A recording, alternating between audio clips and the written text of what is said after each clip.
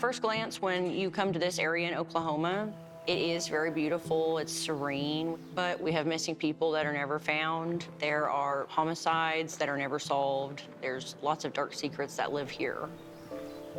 My name is Dakota Black. I'm a tracker and detective with the Pottawatomie County Sheriff's Office, and I was brought into the missing persons case for Michaela Miave. And as soon as we arrived on scene, we started tracking the area and trying to locate her. We had multiple deputies and detectives in the woods looking for her. We were searching every place that we could potentially think of to try to locate Michaela. There's something strange. She might be in there. She might be. She may not be alive.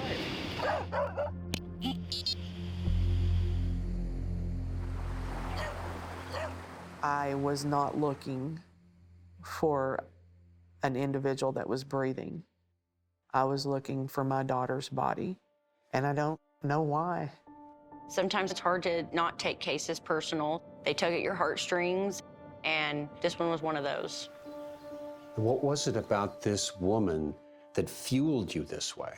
Just who she was. My sister Michaela is the strongest person I know, has the biggest heart, is the most caring, wants to take care of everyone and put everyone before herself. I love you. I love you most. I love you more. Her main goal in life was to be around children, to help children, especially ones in need. Everybody that knew Michaela had nothing but love for her. We had a huge response from our community. Everybody really wanted her found. We just went out there looking for her, didn't sleep for days, didn't eat for days. It was raining, cold. We were just out there for days. Was there a part of you that say, there's a chance we may not find her? Yes. It seemed day after day, the chances were getting more slim of finding her alive.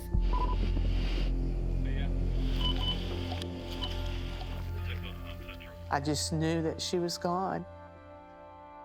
I can't imagine how scared she was. It's just sad. Sad that it ended the way it did. It didn't have to end this way. I was driven and I was not going to go home. I was not going to stop until this case was solved.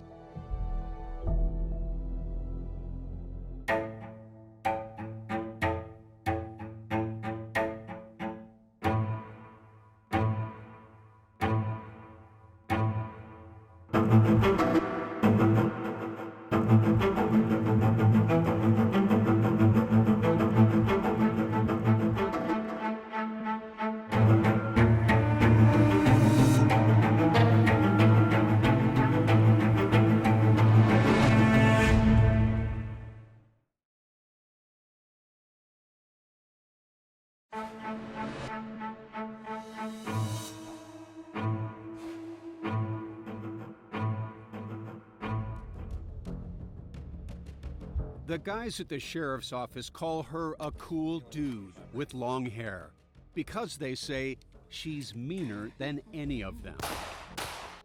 In the gun range and in the field. That fence that's hanging, I had to go underneath that into the water. Her name is Lieutenant Dakota Black. She's a trained tracker and detective with the Pottawatomie County Sheriff's Office in Shawnee, Oklahoma. I go out to scenes when there's manhunts or trying to locate individuals. Her specialty is finding the missing, whether alive or dead.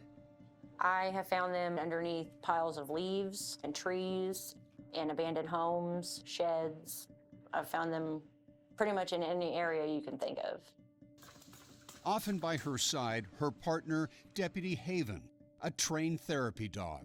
For kids and other family members caught in the crossfire of tragedy, Haven provides comfort and consolation, a consoling presence she herself would rely on in the coming months as she embarked on one of the most heart-wrenching cases of her career. This case will stay with me forever, and it will be one that I always remember through my whole life because of how cruel it was.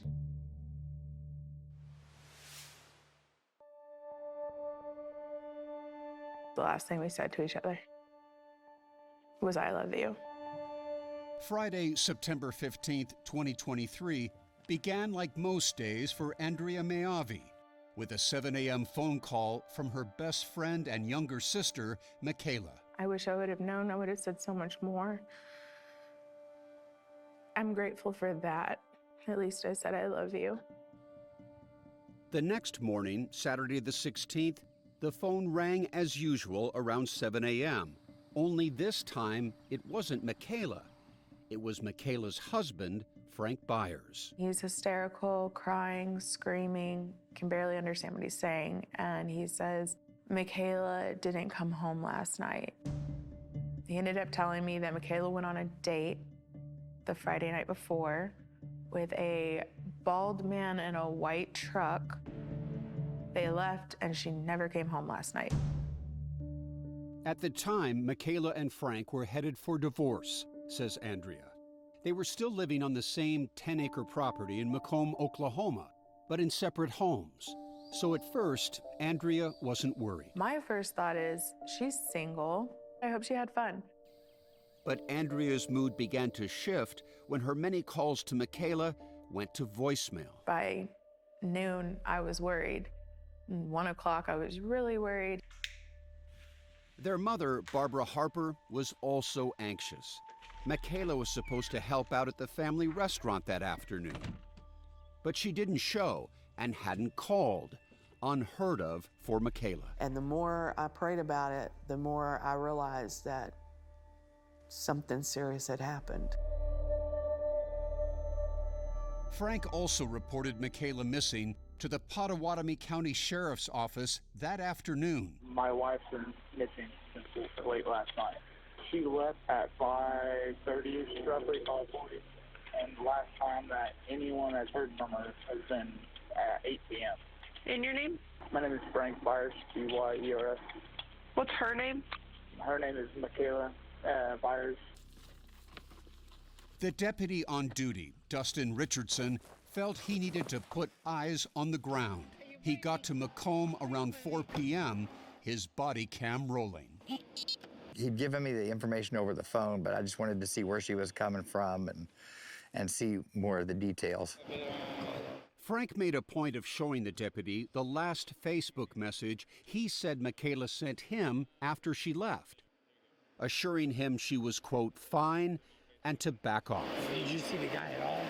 Then he told him the story about Michaela driving off with a bald man in a white truck. So I would probably say 6, maybe 6'1". Okay. He was completely bald and he had a beard. If I had to guess a weight, I don't know, maybe 200. Deputy Richardson then asked if he could see the house where Michaela was temporarily living. Can I go take a look around? So she's been staying in this little thing. Yeah. All locked up. But the shed-like home was locked, and Frank said he didn't have a key, but he did have something to say about their relationship. And we have an open marriage where, well, that's a brand new thing. I don't like it, but I agreed upon it because I'm trying to fix our marriage. At that point, the deputy decided to take a quick drive to the school where Michaela worked as a teacher's aide. Maybe she had gone there. Man, this Frank Byers called in saying his wife was missing. He called his son, also a deputy, from the car. This guy is squirrely, man. This Frank guy is squirrely.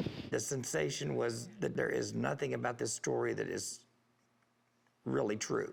While the deputy was at the school, friends and family started showing up at the property, including Michaela's mom, Barbara. When I first got there, I didn't even speak to anyone. I was on my hands and knees crawling through brush out in the pasture. We've got to find where she's at. How are you? This is Deputy Richardson with his body camera rolling as he returned to the property late that afternoon. Frank had smashed open the lock to Michaela's place with a hammer. I looked and I immediately saw empty shell casings from what appeared to be .22 caliber. He told me that she sits in there and shoots out at animals. The coyotes and stuff. There's a few times I've heard her shoot. By then, more deputies had arrived. I had asked him where she kept that gun, and he said it was in his house. Is it in there now? I had him walk me to his house, and he walked inside and he pointed at it. I had pulled it from where it was in there. Treat it like always. And put it in my vehicle. The gun, according to the deputy, appeared to have been recently fired. That's pretty recent. Yeah. I made phone calls to get our criminal investigation team out there because it was off. There was something that needed to be looked into more. Hey, I'm on that missing person thing still. This is suspicious as Investigators ushered family and friends off the property and blocked the driveway. I remember walking back to my car and just screaming at God, asking him why. Why did you do this? Let this happen? Just take me and let us find her and just take me. The missing persons investigation was now a possible criminal investigation. And that's when the call went out to lead detective, Lieutenant Dakota Black. We definitely needed to figure out what was going on.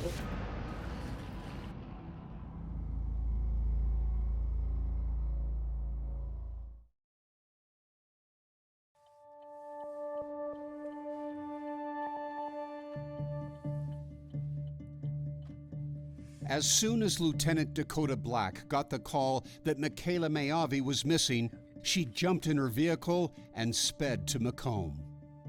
What was your immediate mission? To locate Michaela. We needed to locate her. We didn't know where she was. So it was 1366. Detective Black and her partner on the case, Detective Marcus May, now the undersheriff, put out a BOLO alert. Be on the lookout. It was be on the lookout for a white male with a beard, bald head, driving a white truck. We wanted all of the local law enforcement and surrounding agencies aware that we do have a situation developing over here. The tips from this rural area, where everyone seems to know everybody, came pouring in. Every white pickup truck with tinted windows was getting called into the sheriff's office. None of the sightings panned out, but the search took on a life of its own. Flyers were posted everywhere. Social media ads were everywhere. Michaela Mayavi was beloved by everybody. They were demanding every resource possible to go find Michaela. And Dakota, this was a woman with enormous heart, right? Absolutely. She loved her family. She loved her friends. She loved children. Michaela fell in love with children when she herself was still a child. Her mom, Barbara, ran a daycare. We weren't just a daycare, we were the family. And she loved those kids, especially the babies. Sadly, Michaela was unable to have children of her own, but that didn't stop her. In her 20s, Michaela fostered and would eventually adopt these two kids, a brother and sister. She dropped what she was doing, went and took classes, got certified to make sure that she could give those kids a home. She did. Around that time, an old high school classmate named Frank Byers contacted her out of the blue through Facebook. Frank, who was divorced, had primary custody of 4 young daughters. Frank was telling her a story that the current girlfriend he was living with was abusing his 4 daughters. So my sister took him and all 4 girls in and just started basically taking care of them. She felt like the kids needed her, and she sure needed them. Probably the happiest I'd seen her in a long time with those girls. Frank and Michaela got married in 2022. They built their lives together in Macomb, population 24. It's just country. It's 100% country. The kids are 100% country. Michaela was going to college to get her teaching degree while working at the local elementary school. And she would stand up for the kids, and if she saw a child that was dirty or wasn't taken care of, she would take it to the principal, and bring awareness to it. I think that was her biggest thing in life, was to help little innocent kids that needed adult help. She always felt responsible to do that. Countywide, dozens of people turned out in the cold and pouring rain to slog through mud and tick-infested woods in search of their beloved teacher. But one person at the heart of this mystery conspicuously appeared not to search: Michaela's husband, Frank Byers. He never participated in a single search. He never volunteered to go out with any of the search parties to go out and try to find Michaela. And it wasn't like, oh my God, my wife is missing. He never seemed like concerned about that. He seemed more concerned about himself. What were you noticing about Frank Byers? The lack of any human emotion. I mean, he did not seem scared. He just wanted to know what we knew. It didn't seem human at all. Investigators were already zeroing in on Frank. We strongly suspected Frank.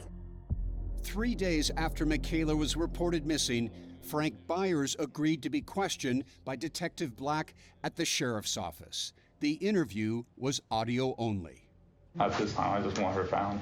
The detective tried to win his trust by playing the good cop. Again, I couldn't imagine. I mean, it's hard not knowing, And when everybody's pointing a finger at you, I'm sure it doesn't make it any better. Yeah. I feel like I gotta defend myself and tell everyone that no, this is what happened, this is the truth. She pressed him, but not enough to make him stop talking. Did you ask her about the date before she left? I did, and she told me it was none of my business. Same thing as if I went on a date, it's none of her business. Okay, so she never said a name or anything? No, how she met him, how she knew him? No. After answering questions for 2.5 hours, Detective Black let him go home. The search for Michaela continued. Barbara remembers crawling through brush, wearing snake protectors, when she says she had a premonition. I heard Michaela tell me, "Mama, I'm in a tin horn." And I said, "Oh my God, she just told me she's in a tin horn." Barbara frantically started looking for tin horns, pipes or culverts used to divert water under roads. But there was no sign of Michaela. Then came the call to 911 on day 5 that would prove her mother's intuition was right. Ma'am, I don't know exactly where I'm at, but I'm on Hamilton Road. I was searching with my friend for my cousin that's missing, Michaela Sade, and I think that we just found her.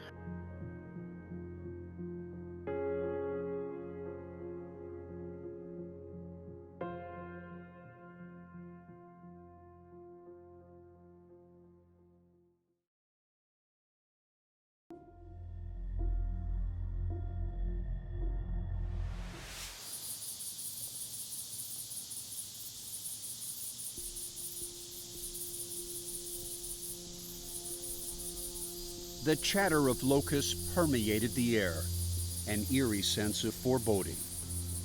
Michaela Mayavi had been missing for 5 days.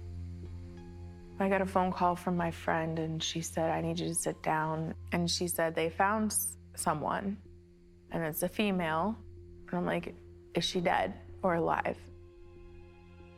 Earlier that day, a cousin and her friend had been out searching about half a mile from Michaela's house when they were stopped in their tracks by a strong, sickening odor. The friend followed the intense smell down a ditch to a tin horn. He saw something sticking out. It was a hand. I was searching with my friend for my cousin that's missing, Michaela Sade, and I think that we just found her. It was the call Detective Dakota Black had been dreading. It was devastating to everybody. I mean, it was absolutely terrible. Just as Barbara had imagined, Michaela was in a large drainage pipe beneath the road. She had been drug into the middle area, and she was wrapped in the carpet. She had one sock on her foot that had teddy bears on it, and her shirt was actually pulled up over her face to cover it. I mean, it was hard. It was really hard. Detective Black wouldn't leave Michaela's side. The two women had been born one day apart in the same year, but that wasn't their only bond. I did feel a connection with Michaela. I have a history also. I've been in bad relationships. It could have been me. On more than one occasion. I just got lucky. While the detectives were working the scene, Michaela's family gathered just up the road. You could hear them crying up there, and they were trying to come down here where she was. But the crime scene was blocked off. I can't see her. We can't let you to the table. I can verify. Please. I never once doubted that it was her. If anyone goes to the tape without permission, they immediately go to jail. I don't know what to say. I'm sorry. Can you tell them we're here? Of course, of course. I felt like I needed to see her because she'd been out there for 5 days without me. And I just needed to be with her, and they wouldn't let me. She needed me, but I wasn't there. Michaela's remains were placed in the coroner's van for the journey to the medical examiner's office. My mom and I both realized that it was probably her in there, and that we would never be able to hold her and hug her again. My mom started to chase the van. I just followed it down the road just as fast as I could. And somebody hollered at me and asked me what I was doing. And I said, my baby's in that van. Detective Black was so angry, she had to hold herself back. I wanted to leave that night and go and arrest Frank. But I knew it's better to move thoroughly than to act quick. The two investigators had already begun building a strong circumstantial case against Frank Byers, the bullet casings in her home, his unlikely story that Michaela agreed to an open marriage. She wanted to start dating other people. And left with a bald man in a white truck. She embraced the guy in a hug, and then they got in the truck and left. When you asked Michaela's family about this open relationship, what'd they say? Absolutely not. They said there was absolutely no possible way that Michaela would have ever done that. Investigators learned from interviews and from Frank's own social media accounts that he was the one who was cheating. Frank Byers is the biggest cheater. He was cheating on her as soon as he moved in. Every time he would go out of town, he was creating dating profiles. Frank worked for an environmental cleanup company, cleaning up hazardous materials. He spent a lot of time on the road. He would meet women at gas stations. He would meet up with them at hotel rooms. He would text them while he was home with Michaela and hide it from her. He was communicating with females the day Michaela was murdered and immediately afterwards. He was sending pictures to women the day of her funeral, asking, how do I look in my tux? Frank's cheating got so bad, Michaela moved out about 3 months before her murder. She packed a bag and she came and stayed with me for a week. I held her where she cried every night. She felt like a failure. But I am worried too. But Michaela's love for the little girls kept drawing her back, says Andrea. I love you. I love you most. I love you more. I love you most.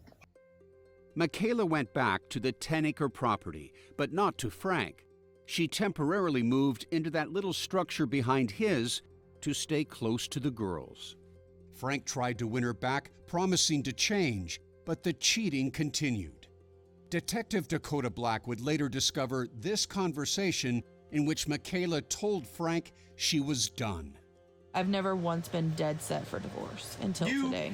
Michaela recorded it 2 days before her murder. I'm just saying you have officially lost me. Detective Black believes she recorded it to expose Frank's infidelity. I'm stating to you right now that you have officially broke the last string that was holding me to you. Okay. And you have nobody to blame but yourself for doing it. That Friday, September 15th, Michaela returned from work to pick up her things and leave for good. But Frank, it seemed, had other plans.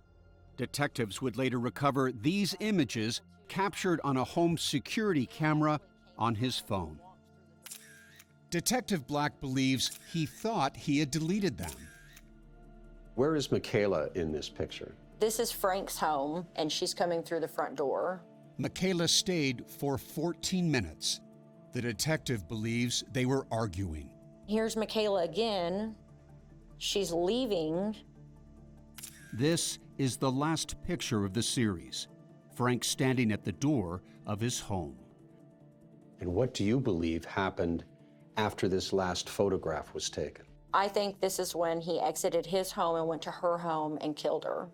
I think this is when he killed Michaela, within minutes. Michaela was shot in the head. Michaela had a gunshot wound right here in the front. She had one on the left side, and then she had a graze wound on the same side. The last image she may have seen on this earth was her own husband holding a rifle, and then the shot fired. Yes.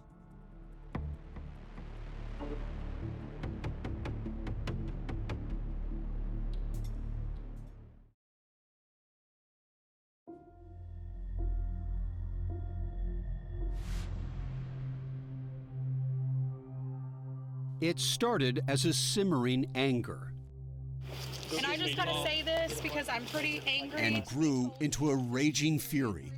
People wanted to know why Frank was still walking free. I'm sorry. The most difficult part was knowing that we were accumulating evidence of Frank's guilt in Michaela's murder, but we were unable to release that or share that with the public.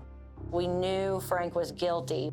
We knew Frank was not a good husband. We knew Frank was lying. We knew lots of things, but we couldn't prove everything. And I wanted to prove everything to make sure he stayed in jail. Detective Black spent 18-hour days at the office with her sidekick Haven, the therapy dog now there for her. Give me a sense emotionally how tough this was for you. It was tough mentally. I was drained. I was mentally exhausted. I had lost weight. I was tired, but I was not going to go home until this case was solved. Frank used the time to defend himself on social media. I am innocent, and everything will come out. He also appeared on local news. Even today, I called her. I mean, I know she's not here, but it's just the fact that I have her number still, and her phone's still on somewheres, and it would have been nice to hear her voice. Many in the community tuned in to watch Frank Byers' interview, including Lieutenant Dakota Black. Did it make you angry? It did make me angry. It was sickening to see that a beautiful woman was gone from the world, and that while he's on TV professing his innocence, he's still in communication with other women, trying to have intimate relationships with them. Detective Black tracked down scores of these women. Kristil Cantrell was Frank's girlfriend before he met Michaela. He's very good at making you believe him, and then he's kind of like a snake. Once he gets you in there, he bites you. Detective Black learned Frank wooed Kristil the same way he wooed Michaela, with a false story that his daughters were being mistreated by his current girlfriend. And like Michaela, Kristil had a soft heart. I love kids. You know, I have kids of my own, so I just felt really bad for them. Shortly after they moved in together, Kristil says Frank started to show his true colors. He isolated her from friends and family and controlled her every move. They fought. One night, she woke up to see him looming over her, clutching a pair of handcuffs. I closed them so he couldn't use them on me. And then after that, he just got on my back and was choking me. He had wrapped his arms around me and had his hand on my throat, and he just didn't let go. Kristil was able to get away, but was too afraid to report the incident to the police. She left Frank for good, but says it could have been her in that ditch. He would have killed me. If Frank ever harmed Michaela, she never told her mom and sister.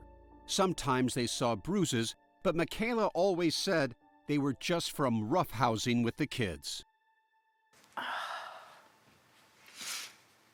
I think if I think about it too much, it's where I will go down a dark hole and not come out. Because I did see the bruises, and I just chose to believe and not question. And it maybe if I would have questioned, it would come out differently.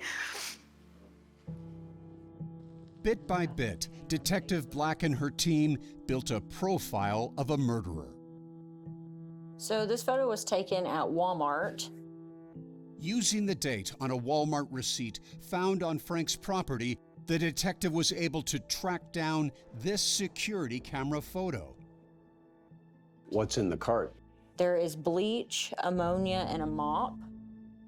And mop, ammonia, and bleach equals what in your mind as an investigator? Crime scene cleanup. They were also able to match the carpet in the ditch I'll help you. Oh, I got it. to one a neighbor had given Frank and Michaela for their dogs. You gave them that carpet about 8 or 9 months ago? Yes. Frank took the carpet that was given to him by the neighbor and used that to roll Michaela's body in.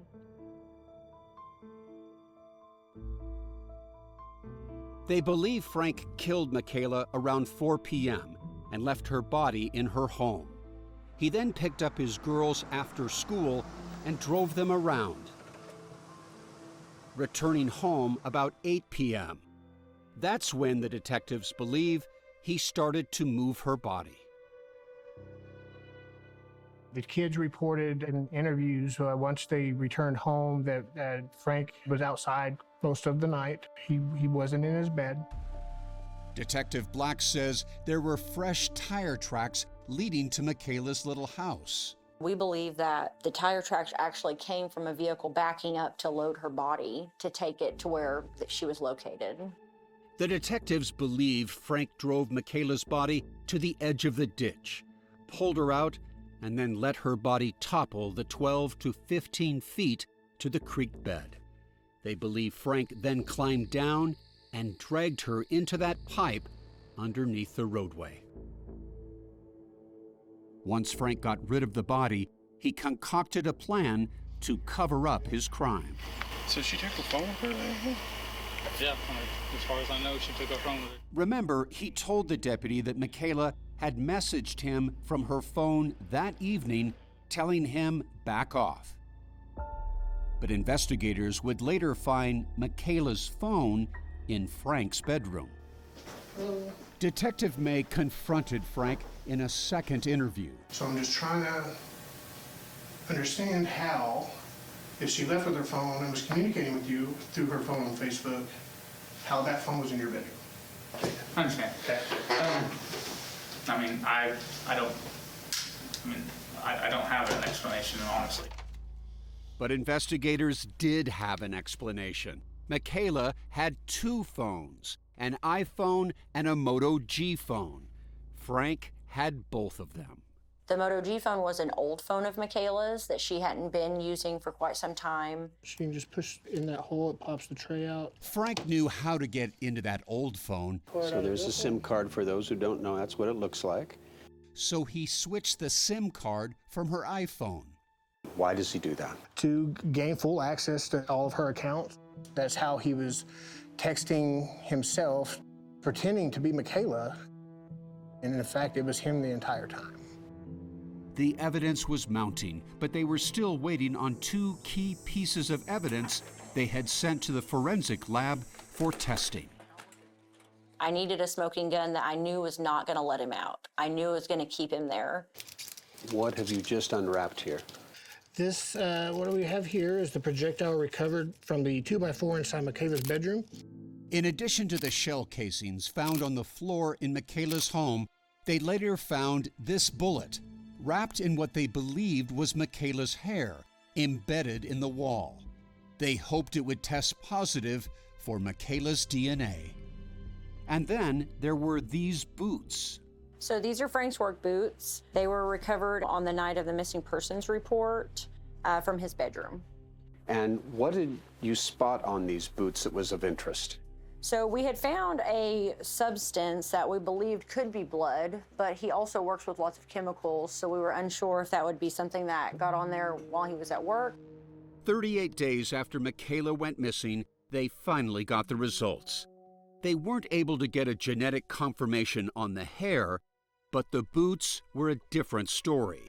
The substance on Frank's boots was blood, Michaela's blood. As soon as we got that, we were like, we're going right now. You had your man. We had our guy, yes.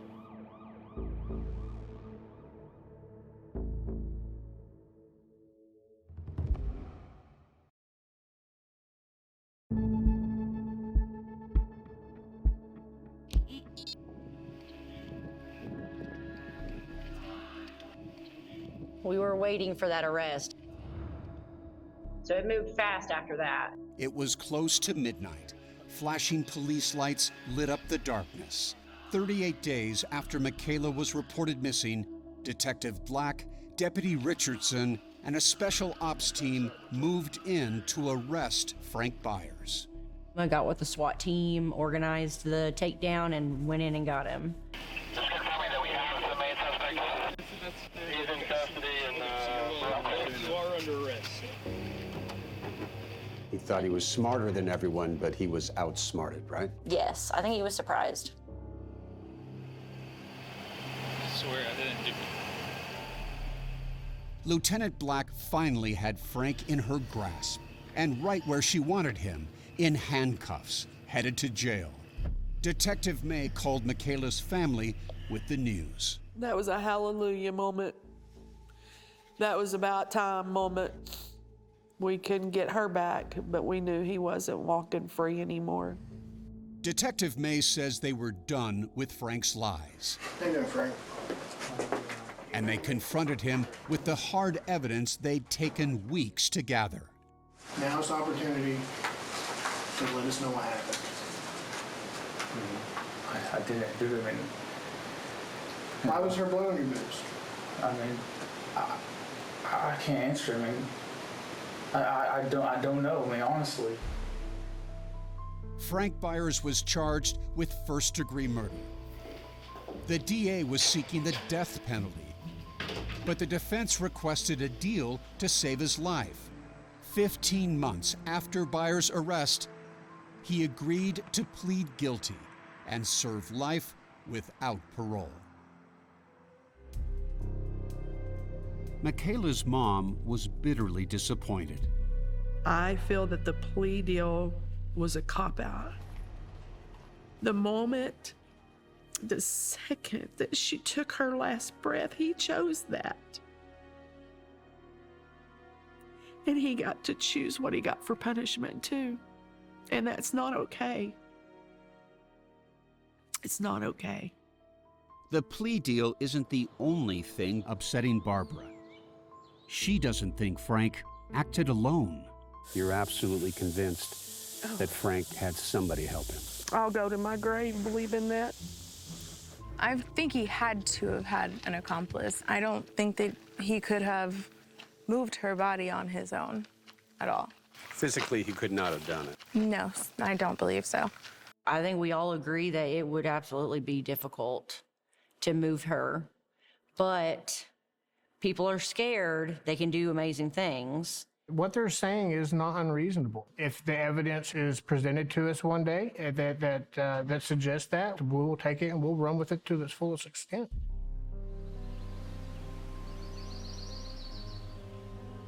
I come and I sit and I look at that place down there.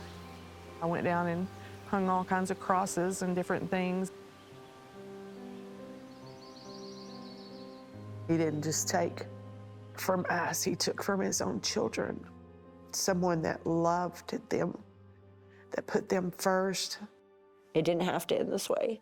He could have let her leave, but he didn't.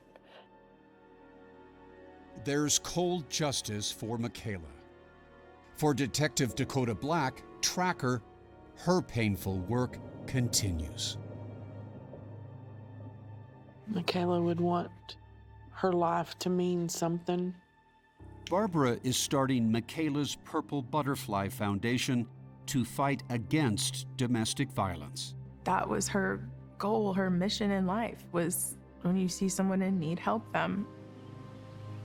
When I think of Michaela, I think of sunflowers. I think of joy. She would love that, though. You know she would, with all those sunflowers.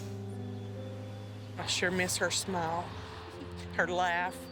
Oh, that laugh was something else. She was my best friend. I strived for her to be proud of me because I looked up to her even though she was the little sister. I still lay in bed and talk to her like she's still right there. I feel like she's watching over us every day.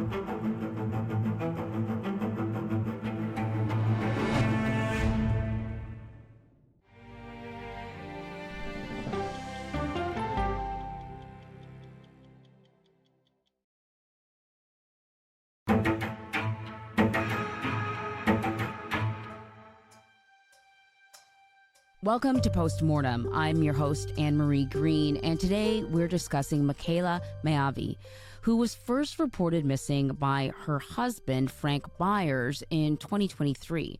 Now, he told police that his wife had gone out on a date with another man, saying that they had an open marriage, but then she never returned from that date. An extensive search was launched, and Lieutenant Dakota Black, a tracker and detective with the Potawatomi County Sheriff's Office, was brought in on this case. So joining me now is 48 Hours correspondent Peter Van Sant, who reported on this episode. Peter, it's always great to see you. Hi, Anne-Marie. Great to be with you again. And of course, we want to remind the viewers and listeners, if you haven't listened to this episode of 48 Hours, you can find it in your podcast feed, the full audio version of it. So go take a listen, then come on back for this conversation because we got questions and Peter has the answers. So, Peter, Michaela and Frank Byers, they're living in a small rural town of Macomb, Oklahoma. Lieutenant Dakota Black described the area as beautiful and serene, and it certainly looks that way, but also said there are a lot of dark secrets that live there too. What did she mean by that? Well, it's hard to believe, but Oklahoma has the highest rate of domestic violence of any state in the country. And Dakota Black told us she in her own life has experienced violence in a relationship. And while Macomb only has a population of less than 30, and keep in mind, Michaela, Frank, and the girls, they make up 20% of the population of Macomb, it's near an intersection of multiple interstate highways. And Dakota Black said criminals moving through the area are known to dump victims' bodies there. And there are people living in Potawatomi County in poverty. Some are off the grid with no electricity or running water, toilets, or even a roof over their head. There are some drug problems, and it's an open carry state. A lot of people have firearms. And Lieutenant Black said they have missing people that are never found, homicides that are never solved. And I do want to say that while the sheriff's office there is small, they serve this large rural county with distinction and professionalism, and they were outstanding in their efforts to find Michaela. That's the impression that I got just from watching the hour. Like, they just seem so on point and so unbiased and completely focused on like where the evidence is driving them. That's right. So let's talk a little bit about Michaela and Frank's relationship. They were old high school classmates. They did not date in high school, but then many years later, out of the blue, Frank contacts her on Facebook and they start a relationship. They are married in 2022, and it's a large blended family because Michaela, she already has 2 kids. Frank has 4 of his own daughters. But was Michaela's family worried about the relationship that she had with Frank? Because there must have been red flags. Yeah, her sister Andrea said that at the beginning of this relationship, Frank was a romantic person. One time he left rose petals in the bathtub, but that didn't last long, according to the family. Michaela couldn't have kids of her own, but she had such a maternal gene, and her family believes that these 4 kids that Frank had were a really draw for her, more than Frank himself. Detectives believe that Frank used those young girls, his 4 daughters, to lure Michaela in. He told her that they'd been abused by his then girlfriend, and investigators would later determine that that was all a lie and a tactic he used to convince other women to be with him as well. You might say it was Frank's business model, and it worked. What a way to describe it. And her mother, Barbara, and her sister, Andrea, say that they saw bruises on Michaela.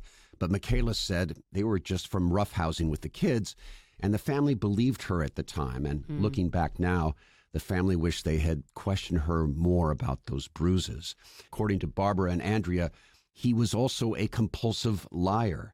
And Frank had this pattern of cheating, lying, and Michaela had left at least once. Let him know, that's it, I'm not going to deal with this anymore. But she came back. She always felt, because of this devotion she had to those 4 children, that she couldn't leave them just in Frank's hands. Michaela's sister, Andrea, said that they were headed for divorce, and Michaela had temporarily moved to another structure on the property. But then on September 15th, 2023, Michaela returns home from work, intending to pick her things up and leave for good. But she was never seen alive again. Frank then reports Michaela missing in the afternoon of September 16th, and the responding officer, Deputy Dustin Richardson, went to the buyer's property to check it out. Typically, police will wait longer than just a few hours for a missing persons report. But why did Richardson decide to investigate this one, relatively quickly? Yeah, Investigator Richardson, his instincts right away told him this just isn't adding up. He listened to Frank on the 911 call and also spoke to Frank on the phone, and he just had a hunch that something seemed off. And when he got there, Frank launched into his explanation as if he had a story planned out in Richardson's mind, that the last time he saw Michaela, she was leaving to go on a date with a bald man in a white truck. And Frank also claimed that they had an open marriage, and he said that they agreed to this arrangement to try to fix their marriage. And we hear on Deputy Richardson's body camera footage that he thought Frank Byers was squirrely. And as an audience member, I kind of went through, what does that word mean to me when I hear somebody squirrely? I think of them as kind of like a fast talker. Someone's got an answer to everything, but nothing's adding up. Squirrely is a great word, and it just means you can't trust him. There's something about him that's just not right. And that's what he picked up on right away. Right. So he goes to the school where Michaela works as a teacher's aide. And then he goes back to the buyer's property. And Frank, at this point, has smashed open the lock to the structure where Michaela was living temporarily when she sort of moved out of the first structure because she doesn't want to be with him. This is all starting to look kind of more and more suspicious to Richardson. What is it that is bothering him? Well, Richardson asked Frank if he had a gun because they had discovered some shell casings inside Michaela's shed where she lived.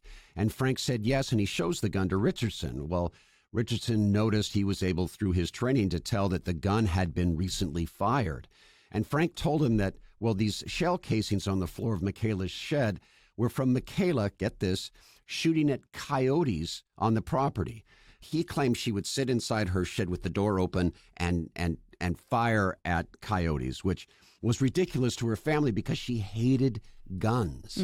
And the shell casings were found that they were going in a direction that showed that the shooter was not firing outside of her shed, but rather into the shed, which told Richardson, we may have a homicide scene here. Right. This guy's, something's off about what he's telling police. So this missing persons investigation pretty quickly turns into a criminal investigation. There's a massive search that's launched, and we are introduced to Lieutenant Dakota Black. She's leading the charge. She is a detective, but she's also a tracker. What exactly is a tracker? Well, Dakota Black told us that she is trained to look for signs that a normal detective might not see. She found people in all kinds of places like trees and houses that didn't belong to them. And she's trained to use her power of observation to look for the little clues, like evidence that someone had once been through an area, details that others might miss, helping to locate missing people, fugitives, or suspects. People always think of a tracker, too, from the old cowboy movies and saying, yes, someone was just here 45 minutes ago. So true. She's not that precise, Right. but she's close, and she has a way about her that she notices things that others don't. Well, listeners may also associate the term with a CBS show that we have called Tracker, starring Justin Hartley. He's a sort of a bit of a lone wolf, this character, lone wolf, Right. wolf for hire. But Lieutenant Dakota Black is not. She's an essential part of a team at the county sheriff's office, right, Peter? Absolutely. Cops have always told me, that they stay emotionally detached, sort of like a doctor treating a patient. But Dakota Black keeps her heart right on her sleeve, and that extra caring, that devotion really works for her. And during one interview with producer Liza Finley, Dakota Black teared up. She cried as she thought about the horrors that Michaela went through and how in her own life she had been threatened. I had never seen this level of emotion from a law enforcement detective ever in my career. And that passion pushed and pushed her to get this case solved. And as I understand it, Dakota's whole team was kind of singing her praises. Absolutely. Her colleagues, they have so much respect for her.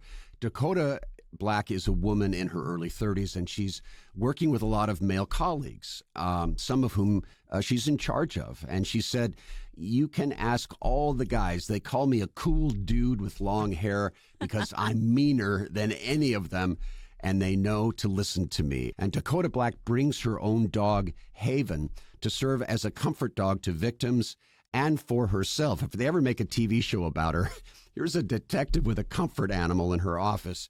And we have Dakota Black talking about her dog, Haven. She works with victims of homicides. She also works with victims of domestic violence and sexual assault, and then as well as with children. And she works with a lot of victims every year. Her first year we had her, she worked with over 300 victims. They can cry on her, they can love on her, they can hug her. Sometimes she will lick them, but she just provides comfort for them. And that's what her name represents, which is a safe place. So that's what she does for our victims, and she does a good job. I was really struck by the professionalism and the humanity of this whole team in Pottawatomie County. Dustin Richardson had been working at the sheriff's office for only 4 years at the time of Michaela's case. And because of his great work, he was recently promoted to detective. And the undersheriff is Marcus May. He's a terrific guy. And then the sheriff, Freeland Wood, who runs all of this, introduced himself at the shoot and said he was so happy that 48 was covering this story. I'm telling you, the Pottawatomie County Sheriff's Office has a peer support group to help police, first responders, deal with the trauma that they experience on the job. And they told us, we see things that no one should have to see, and that weighs very heavy on them. So it's a tiny sheriff's department with a big heart and a lot of very professional, seasoned investigators, because they've got a lot on their hands in this rural county. Welcome back. As search efforts were underway, with dozens of people turning out to try to find Michaela, there's one person who's absent. It's her husband, Frank Byers. After Michaela had been missing for 5 days, she was found in a large drainage pipe under a road, and she is wrapped in a carpet. Investigators quickly zero in on Frank Byers as the primary suspect. Meanwhile, Frank continues to spin his narrative of being the grieving husband And he actually goes on TV. So I want to play a clip from a TV interview that he did with a local Fox affiliate, Fox 25. Just take a listen to this. Even today, I called her. I mean, I know she's not here, but it's just the fact that I have her number still and her phone's still on somewheres, and it would have been nice to hear her voice. You know, Peter, I was looking to see if I was seeing any real tears coming out of those eyeballs of his, because often sometimes people make crying noises, but they're not actually crying. Right. Yeah, this is one heartless, uncaring phony. This emotion that he had there was all fake. He had crocodile tears that didn't really flow. Frank was so comfortable lying on TV. He says her phone's still on somewhere, but in reality, he had her phone the whole time before investigators took devices into evidence, so he knew exactly where it was. So, days turn into weeks. There's no arrest. Michaela's family, they are livid. Frank is still walking around. So I'm really curious, what sort of evidence were investigators looking for before they felt comfortable making an arrest? They wanted a piece of forensic evidence that would leave no doubt that Frank was the killer. And Lieutenant Dakota Black told us townspeople knew it was Frank, but investigators needed to find that beyond a reasonable doubt kind of evidence. So they started digging into Frank's social media, and there was a treasure trove of information there. He had multiple dating profiles and multiple Facebook accounts. They found comments from women with screenshots on text messages with Frank. And one disturbing find, Frank was actually texting other women on the day of Michaela's murder. Even on the day of her funeral, Frank sent a photo of himself to multiple women asking something along the lines of, "How do I look in my tuxedo?" They also tracked down another girlfriend he had assaulted, and she said he used the same tactic on her with the story of Frank's 4 daughters being abused. So they found lots of stuff that really told them about how this man operates. Right. And we see in the hour something else that they found. They recovered footage from a home security camera. And really, detectives believe that this is sort of the last that anyone would have seen of Michaela. Yeah, I'm telling you, technology now is solving so many of these cases. Investigators were never able to find the actual physical security camera that recorded these images, but Frank used an app on his phone to view the images, and he thought, according to investigators, that he had deleted them. But when investigators did the forensic extraction on Frank's phone, they were able to find these images. The first image you see is Michaela coming into his home, and she's there for about 14 minutes. The next image, we see her leaving the home. The last image is Frank standing at his door looking out, like he was about to follow Michaela back to the shed where she was living, where investigators believe he confronted her and shot her. Investigators also used a Walmart receipt to track down security camera photos. Frank Byers is seen buying bleach, ammonia, a mop. And according to Dakota Black, all of this looks like a possible, toolkit to clean up a crime scene. Go to Walmart and buy all those things. Frank even called the police while he was at that Walmart buying those cleaning supplies. And then there's also the carpet, right? And what investigators find out is that the carpet that Michaela was wrapped up in, that was a carpet that a neighbor had given to the couple for their dogs. So the evidence is adding up here, but they had hopes that a specific bullet that was found embedded in Michaela's wall would also test positive for her DNA. That's right. And they weren't able to get a genetic confirmation on hair that was stuck to that bullet, but a dark substance that was found on Frank's boots was Michaela's blood. That's when they went in for the arrest. 38 days after Michaela was reported missing, Frank Byers is arrested and he's charged with first-degree murder. His defense, though, negotiates a deal to take the death penalty off the table.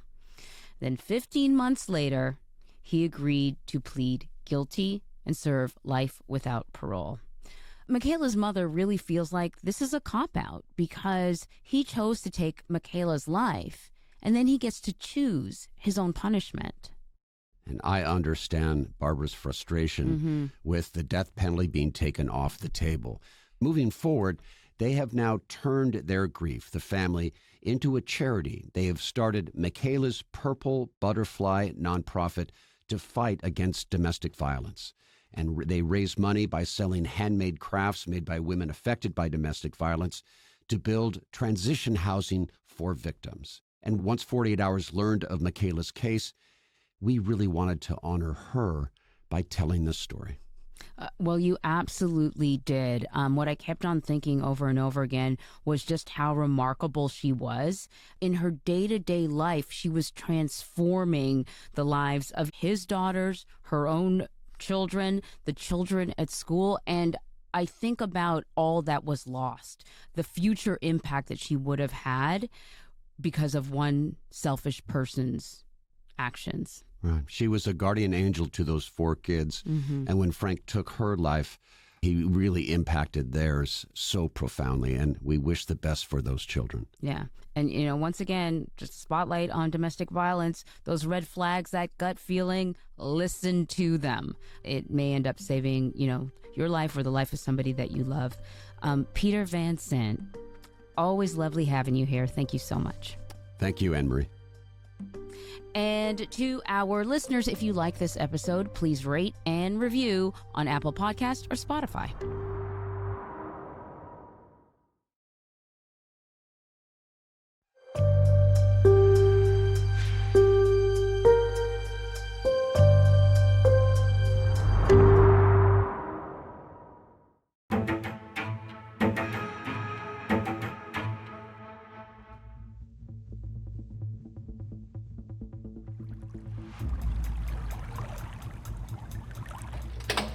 This is a once-in-a-lifetime case. All I did was I pieced things together. I got the call from my inspector. He didn't have a lot of information, so it was more or less like go down there and figure out what we have. You don't often see body parts being discovered. So this is odd. Yes, absolutely. Absolutely odd. Do you have any idea what you're getting yourself into? Not at that point. Like it could be a boating accident. I don't know. You know, at that point, I did not know. When I get there, I make my way down to the beach and I stop cold. It was probably about 30 feet up the bluff.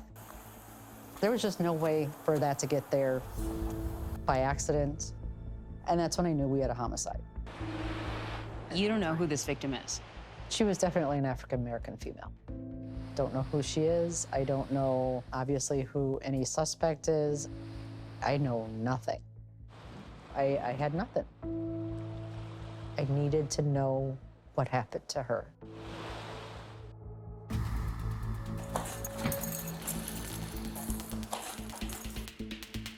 What brought you here? We came just to do a welfare check. My name is Nora Donegan, and I was a patrol officer. Who lives here? Sade Robinson. Her friends hadn't heard from her. Miss Robinson! Milwaukee Police, please answer the door. We're gonna come in otherwise. Okay, I don't hear anything. So they seen her on Monday morning at 9 and 10 o'clock. Sade was very excited about a date that she was going to be having. Nobody's seen her since the date. Right away, alarm bells were going off for me. We needed to figure out who this date was. You can't stop thinking about this. No. There was just something odd about everything, maybe the timing of them. Missing person, body part found. I had a weird feeling. I reached out to the sheriff's department. Detective Donner from the Milwaukee Sheriff's Department. I just said, you know, I've got this girl who's missing, and I'm curious, do you think that this could be related? She said she thinks that that's gonna be her girl. I got chills.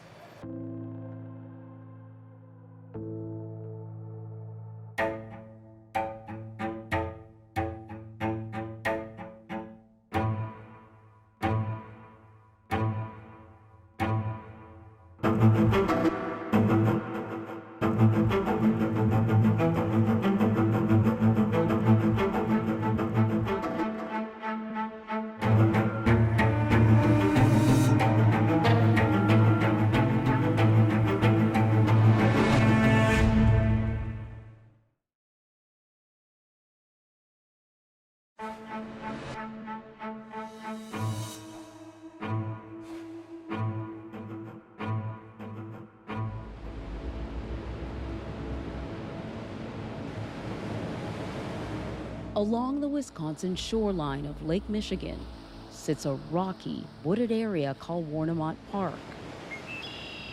It's not somewhere that you find a lot of people. On April 2nd, 2024, a young man out for a walk with a friend made that gruesome find. As they're walking, see that leg right there? Yeah. Lead Detective Joe Donner of the Milwaukee County Sheriff's Office says she knew she had a homicide, but nothing else. You have a leg. Where's the rest of her? At that point, I didn't know. So you have human remains, no weapon, no suspect. Where do we go from here? That was a question I asked myself most of that night. But with the help of Milwaukee Police Detective Nora Donegan, Donner had a suspicion who her victim might be. Sade Robinson, a 19-year-old college student.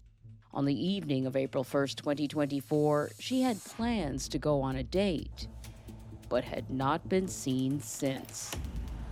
Donner soon learned that Sade's car had been found behind an abandoned building, 3 miles from Sade's apartment, set on fire. This is Sade's vehicle. This is pretty much completely destroyed. It is. It definitely negated any type of DNA, fingerprints, anything like that. Though the car was heavily damaged, it still revealed a great deal to the fire investigator. The passenger side smelled heavily of a petroleum distillate. So what did that tell them? That it was more than likely an arson. And though the car's interior was destroyed, investigators were able to recover something crucial. So underneath the driver's seat, Sade's purse was tucked under there. To me, it definitely eliminates a robbery, right? And when investigators opened the trunk of Sade's car, they made a distressing discovery. We found her pants, her underwear, her jacket, and her shoes. This is the clothes she was wearing that night. And the jeans, it was apparent that somebody else had taken them off. They were turned inside out, and the underwear were still attached to them. So yeah, it was definitely a red flag. Another red flag was something Detective Donner and her team noticed about the driver's seat, something that suggested someone else had driven Sade's car. We take note of the seat positioning because that'll give height indicators. I was able to determine about how far back that seat was. I then went to a dealership and found an identical model. With the driver's seat in the same position as the one in Sade's vehicle, Detective Donner grabbed a deputy who was about Sade's height. And when she sat in the car, she couldn't touch the pedals. Her arms were straight out. And she's like, there's no way, I can't drive like this without perching on the very edge of the seat. Donner also had a taller detective sit in the vehicle. And based on her experiment, Donner says the last person to drive Sade's car had to be at least 6 feet tall. There was no way Sade was the last person in that driver's seat. No. The day after finding the remains on the beach, investigators contacted Sade's mother, Sheena Scarborough.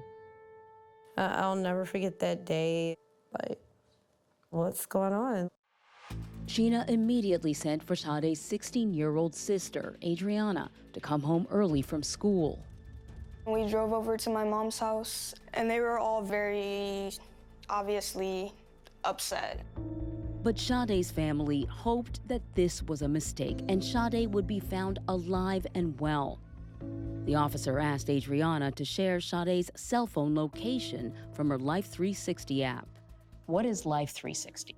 Unlike Find My iPhone, that gives you where your phone is right now, Life 360 gives you historical data. And it uses GPS, so it tends to be far more precise than the cell records. And I pulled up the location. I saw that her phone had died at 4:35 a.m. at Warnemont Park. And when I saw that, it was like, that was a very unusual place for her to be. And when I said that, the detective, his face like dropped. And he was like, he just like, yeah, he shut down kinda. I knew something wasn't right. Somebody had hurt my baby. It's your video, Sade.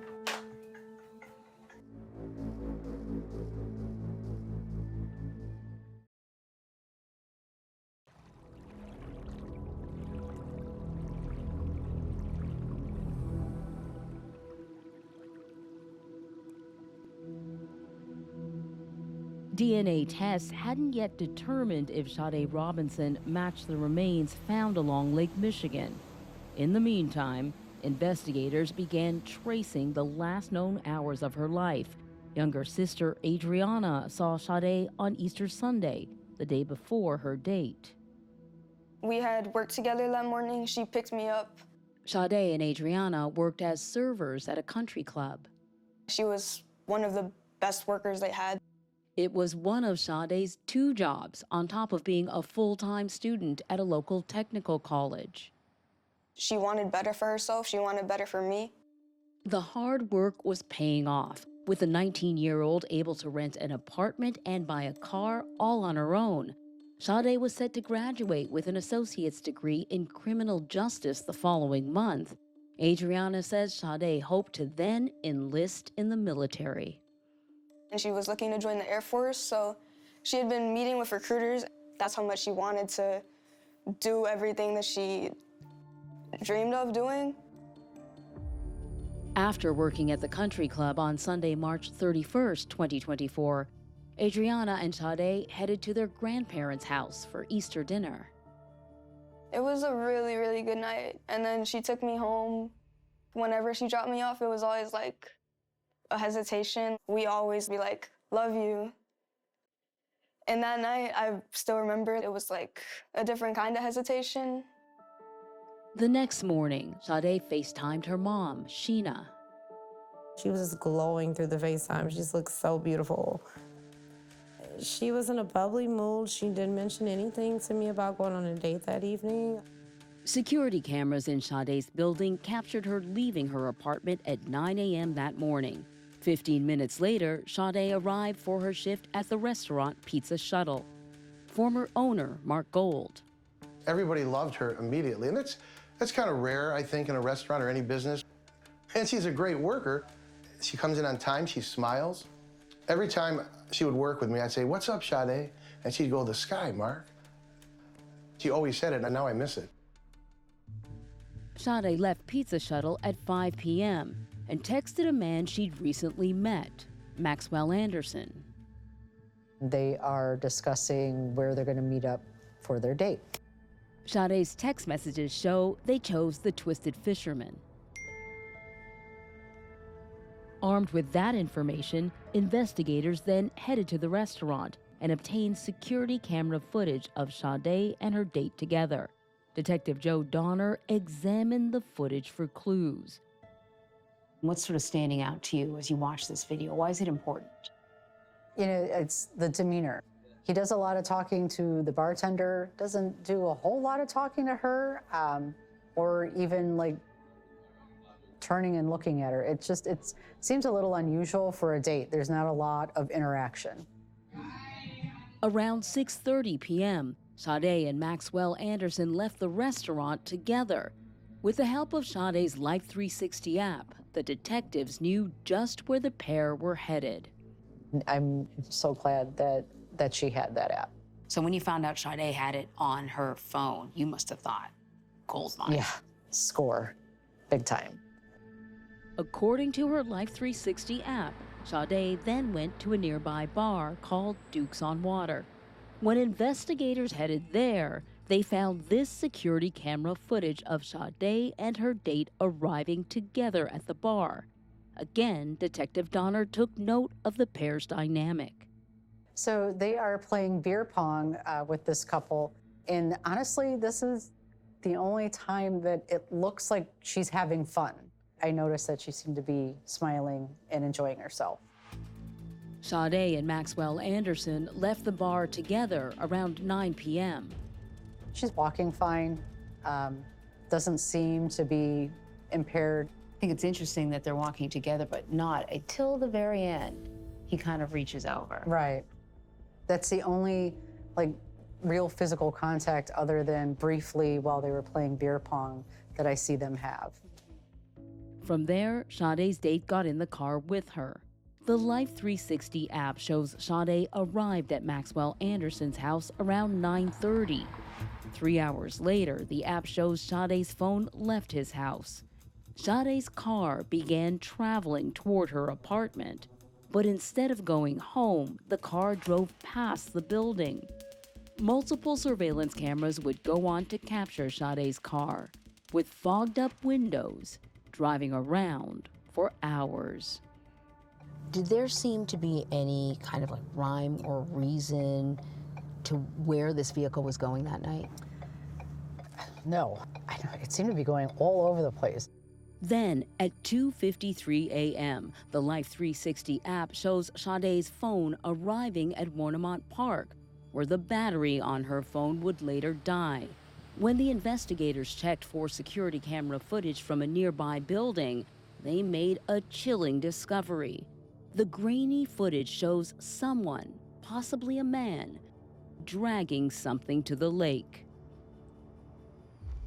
This is the path that he took, and then he would go down. Right around here. Yeah, and this is where he disappears off of camera. It drops off right there. That's where we lose sight of him.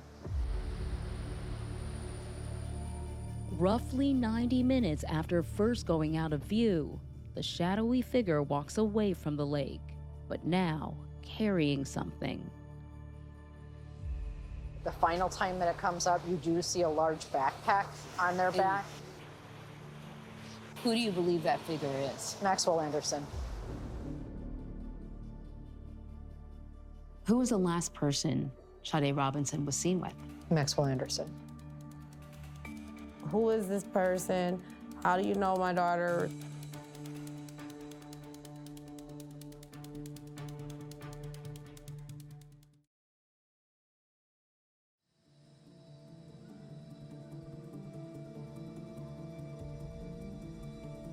Had you ever heard the name Maxwell Anderson? No. There were so many questions, like how they knew each other, what his motives were. The night Sade Robinson disappeared was not the first time she had met Maxwell Anderson. 3 days earlier, Sade, seen here on security camera footage, walked into a bar. The owner told 48 Hours that Sade was looking for a job. While there, she met the bartender, 6'1", 33-year-old Maxwell Anderson. They exchanged numbers, and Maxwell walked Sade to her car. It seemed like he was trying to be a gentleman to this girl he was trying to impress. What did you learn about Maxwell Anderson, his background? I learned that he had been in the service industry for a while. He owned a home down on the south side of Milwaukee, was in the Navy for a brief amount of time. Why did he leave the military? I believe it was a general discharge. But the man Sade would go on a date with also had a criminal record that included operating a vehicle while intoxicated, disorderly conduct, and more. It was a little disturbing, like a history of violence towards his own family. And in 2019, he'd also been accused of violence towards a total stranger. According to this police report, Maxwell, seen in this video filmed by a bystander, beat a man who tried to intervene during an argument Maxwell was having with a girlfriend. He was arrested for battery, but pleaded guilty to a lesser charge. This guy's got a temper, and he doesn't really seem to care who he takes that temper out on. You're thinking about what could have happened with Sade. Yes. But could he be responsible for Sade's disappearance? Detective Donner needed proof. Just spending the evening with her is not enough. Right.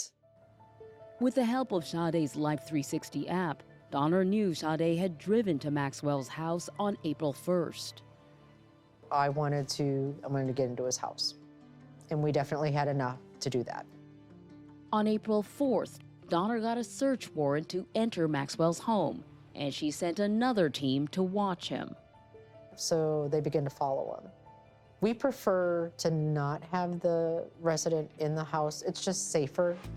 Within minutes, the team realized Maxwell was heading home, and they had to act fast. Right, let's take him into custody. The deputy and the detective said that, yeah, they definitely felt him shaking. Maxwell Anderson later asked for a lawyer and was never interrogated. But when investigators finally entered the house, they were surprised. There was no big bloody crime scene. And no sign of a cleanup either. It was very apparent that the dismemberment didn't happen there. Investigators did find something of interest. A lot of knives. A lot of knives. There were, I believe, like 51 found in the kitchen alone. Anything that could have been used to dismember a body? I suppose none of those knives were used. After searching the house, Detective Donner was still missing key elements, like a weapon, crime scene, or even a single piece of direct evidence in Maxwell Anderson's home tying him to Sade's disappearance. It seemed like every hopeful, lead, I got disappointed each time. Detective Donner started looking into other possible suspects. While Maxwell Anderson seemed like a really good suspect, I wasn't going to focus on him. And she even considered the possibility that the remains on the beach belonged to someone else. What if this isn't her? So I still checked missing databases. But Sade's loved ones were certain Donner was on the right track. They sent a message covering Maxwell Anderson's yard with balloons and signs, all in Sade's favorite color, pink. Increasing the pressure on the investigation was the shocking discovery of more body parts across the county. More human remains believed to be those of the young woman. The remains seemed to be from the same victim. As law enforcement searched for more remains, so did volunteers, including Kiki and Arlinda, family friends of Sade's. They were already searching. Why even get involved? I didn't see enough police out here. We came by and the area was empty. But we were like, okay, let's go back and double check and see if we could find anything else. While searching a wooded area, Kiki found a blanket that belonged to Sade. The next day, Arlinda discovered a human bone next to train tracks. Both were found in areas investigators had already searched. Could you understand why people might feel a little frustrated when they hear that? Absolutely. Detective Donner was also frustrated. That's when this woman, Chloe Wright, stepped forward. It was like heart-stopping. I mean, it's just like, this can't be real. Chloe had dated Maxwell for more than a year, and she was stunned to hear her ex-boyfriend was a suspect. This type of gruesome, graphic murder I just didn't see from him. Chloe and Maxwell broke up a year earlier. She told us he was never physically abusive, but he could be verbally abusive. He made comments about like my body weight often, me not being attractive. He wasn't a great boyfriend. This sounds toxic. It was very toxic. Chloe describes Maxwell as a secretive person, but he did share one secret with her investigators were very interested to learn. I remember it was like winter when he had brought it up, and he was like, if we're still together come spring, I'm gonna take you to this secret beach. And then eventually he took me there. But Maxwell was so protective of his secret beach that when Chloe drove them there, he would only give her step-by-step directions. He didn't want me to know the name in case we broke up. He didn't want me bringing other people to his secret spot. But she remembered where it was. The police were like, okay, you direct us. Repeating the directions Maxwell had always given her, Chloe led investigators straight to his secret beach, Warnemont Park. Just having that proof that he knew about it and was familiar with it to a level that he referred to it as his secret beach, that was pretty big. What do we think happened here? This is where he dismembered her. When you think of that special place, special to him, what comes to mind? Sade. Yeah. Think about Sade. On April 12, 2024, Milwaukee County Sheriff Danita Ball made an announcement. The severed leg has been preliminarily identified as belonging to Ms. Robinson. That same day, Maxwell Anderson was charged with first-degree intentional homicide, mutilation of a corpse, and arson. He would plead not guilty to all charges. DNA testing would later confirm the other remains were also Sade. On what should have been Sade's 20th birthday, her family held a memorial for her. It would take a year before they would see the man accused of killing Sade brought to trial.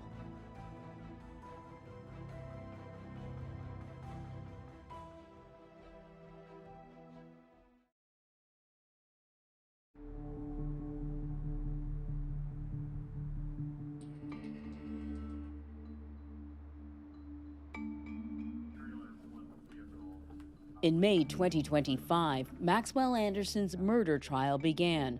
Detective Donner knew it would be a tough fight with a circumstantial case. They really wanted that gotcha piece of direct evidence, you know, and it never came. Use your common sense and search for the truth. Prosecutor Ian Vance Curzan took the jury through the last minutes of Sade's life. She was murdered by Maxwell Anderson.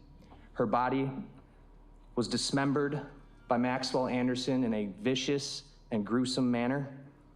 And then Maxwell Anderson attempted to make her disappear from this world. The prosecutor showed the jury this grainy footage of Anderson's home, captured on his neighbor's security camera. It's hard to see, but investigators say it shows Maxwell and Sade in silhouette arriving at his house and turning on the light of his second-floor living room. Then, through the upstairs window, moving shadows can be seen. Investigators had pored over the footage, hoping to find proof of Anderson murdering Sade. Do we have any idea what's happening now? I don't. But Detective Donner did notice something that happened hours later. I'm only seeing one person leaving. And I note that that one person that is leaving is the same height as the fence and the gate. Which is pretty tall. Is 6 foot. 6 foot. Investigators suspect Maxwell had already killed Sade by that time. Max had nothing to do with these crimes. Maxwell Anderson's defense attorney, Anthony Cotton, told the jury that Anderson being the last known person with Sade proved nothing. We don't dispute any of that timeline that they went out together and went back to Max's house, but that doesn't mean he killed her. And he dismissed the footage collected by the prosecution. All of this video, all the hundreds of hours of video, you can see the car, but you can't ever conclude that he is the one who is driving this vehicle. It's a pure speculation. Cotton highlighted what he called the serious holes in the state's case, mainly the lack of motive and the unknown cause of death. There is absolutely no reason for Max to commit a crime like this. Why would he ever do something like that? Cotton pointed out that authorities can't even say how Sade died because some of her remains have not been recovered. CBS 58 reporter Adam Reif says the defense's case seemed to be effective with courtroom watchers. There was talk as this trial wore on that not all the evidence is there. If it was Maxwell Anderson, how did he do it, and where is that murder weapon? But what would the jury think? Did any of you think, oh, this is a slam dunk? We spoke to 4 of the jurors: Becca, Marilyn, Nikki, and Mel, who says she was unimpressed with the footage of Sade's car that the prosecution presented. I was like, where the hell is this going? Why are they showing us this? Who's driving? We don't know. Like, there's no definitive proof. But there was one video that did make an impression. This footage of a man leaving the scene of Sade's burning vehicle. You can hear a bystander calling out.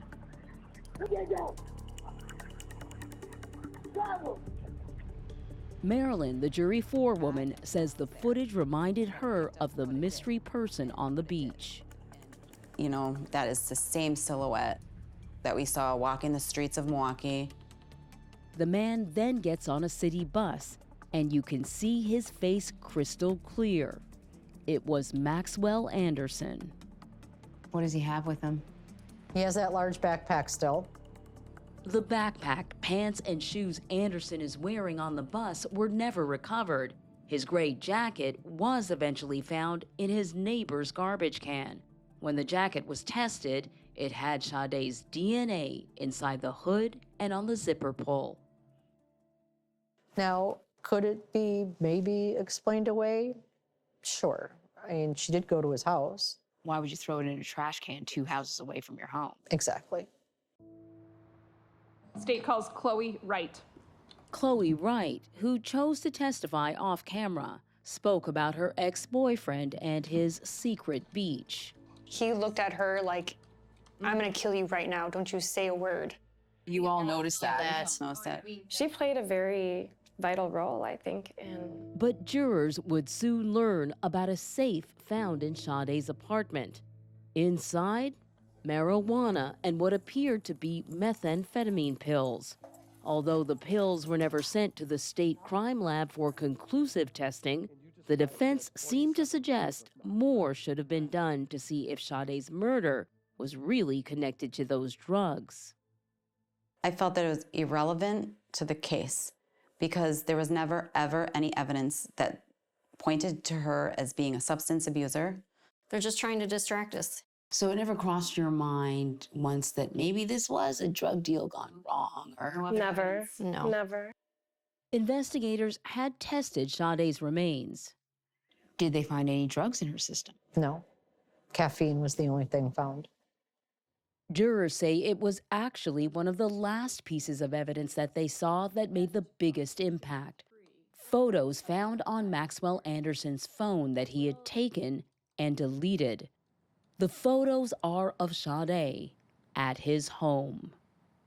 She is face down. Her arm is over her face.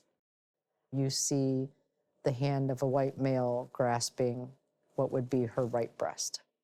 Do you believe Sade was deceased or alive in those pictures? Do you know? I do not know. My assumption is that she was deceased. To see the way he treated her like an object, it was really disturbing. I mean, I personally felt like I had lived the last few hours of Sade's life with her, and you were walking kind of her footsteps throughout the night, and to see her end up like that was disgusting, humiliating, just horrible. We went all back into the jury room, and there was a lot of quiet, a lot of hugs, and just everybody was just kind of sick. That did it. That did it. The state has no more witnesses. The state rests. Okay. And then Maxwell Anderson's defense rested without calling a single witness. Is it still your decision not to testify? That is my decision. The jurors headed to deliberate, but they didn't deliberate for long. After breaking for the night, the jury had a verdict in less than an hour. We want to come in here and we want to make a statement with how fast we make this decision. We, the jury, find the defendant, Maxwell Anderson, guilty of first-degree intentional homicide, guilty of mutilating a corpse, guilty of arson of property other than a building, Guilty of Sade Robinson's murder. as to count 4. But 2 months later, Maxwell Anderson decided to tell his story. Mr. Anderson, what would you like to say?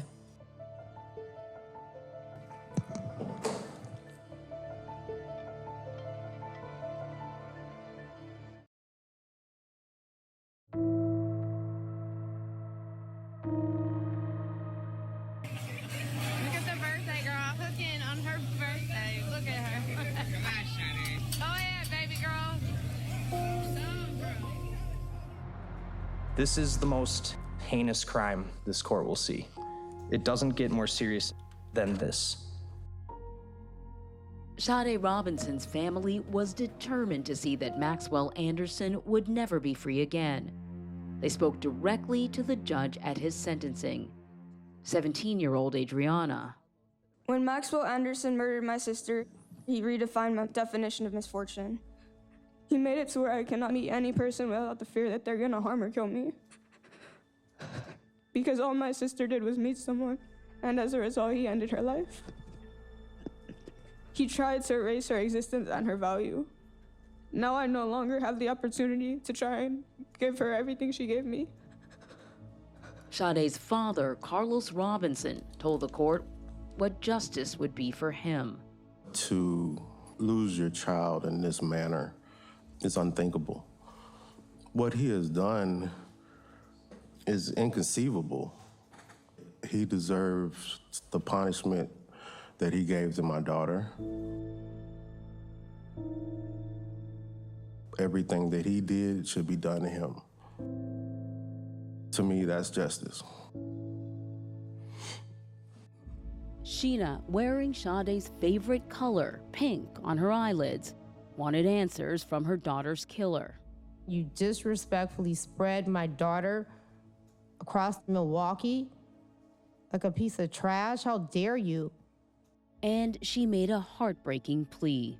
I'm going to respectfully request that you confess where my daughter's crown is. Sade's crown, her head, which has still never been found. You've already done the worst. You can at least give us that much. But if Sade's family was hoping for answers, they were disappointed. Mr. Anderson, what would you like to say? Maxwell Anderson finally chose to speak.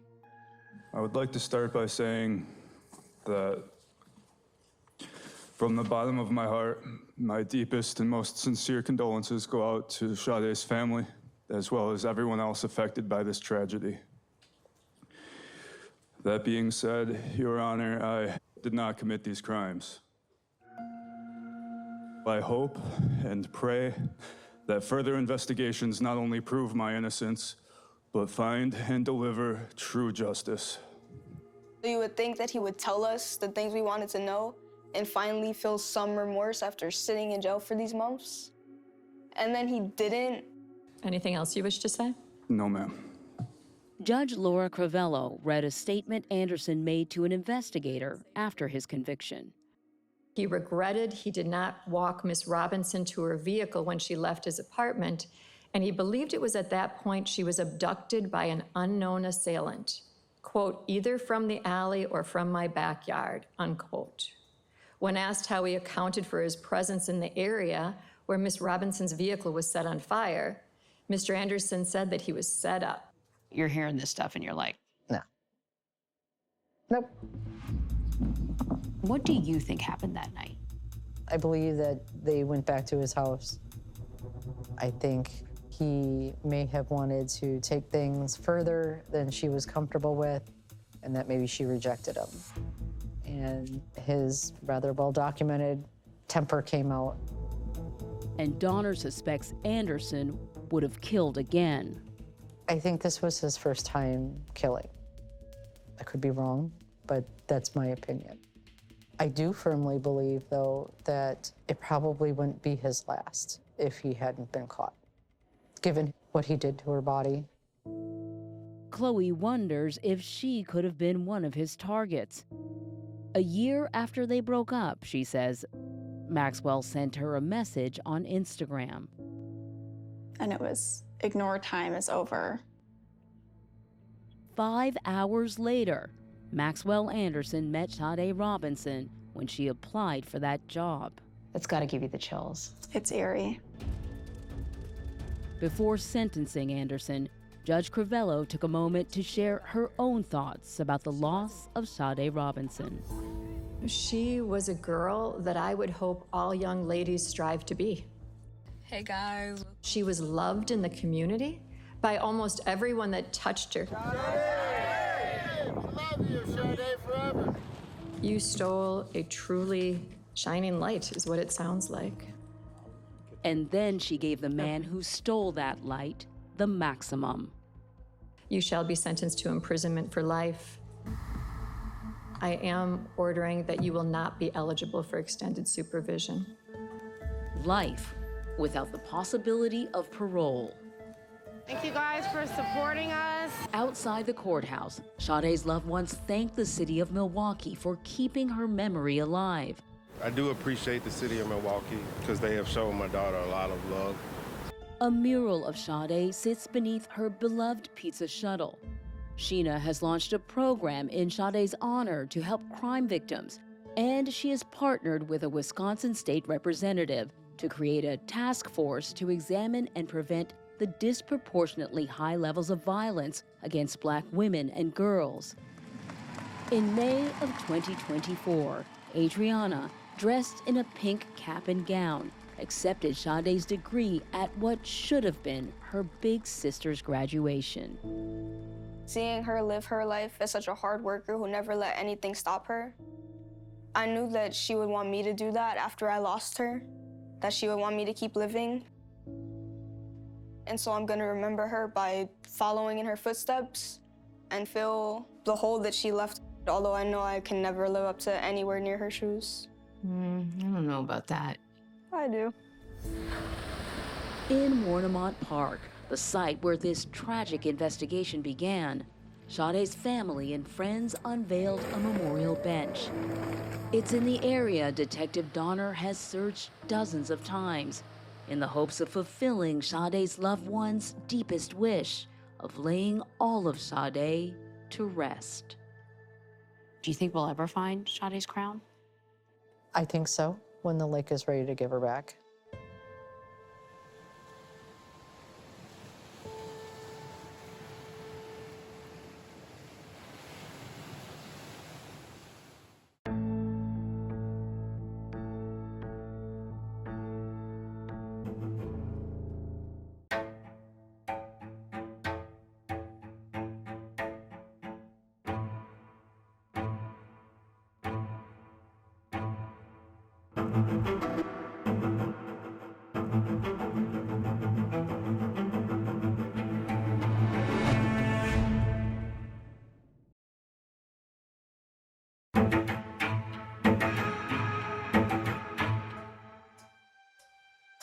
Welcome to Postmortem. I'm 48 Hours correspondent Natalie Morales, filling in for Anne-Marie Green, who is on the other side of the mic to talk about her latest report on the murder of 19-year-old Sade Robinson.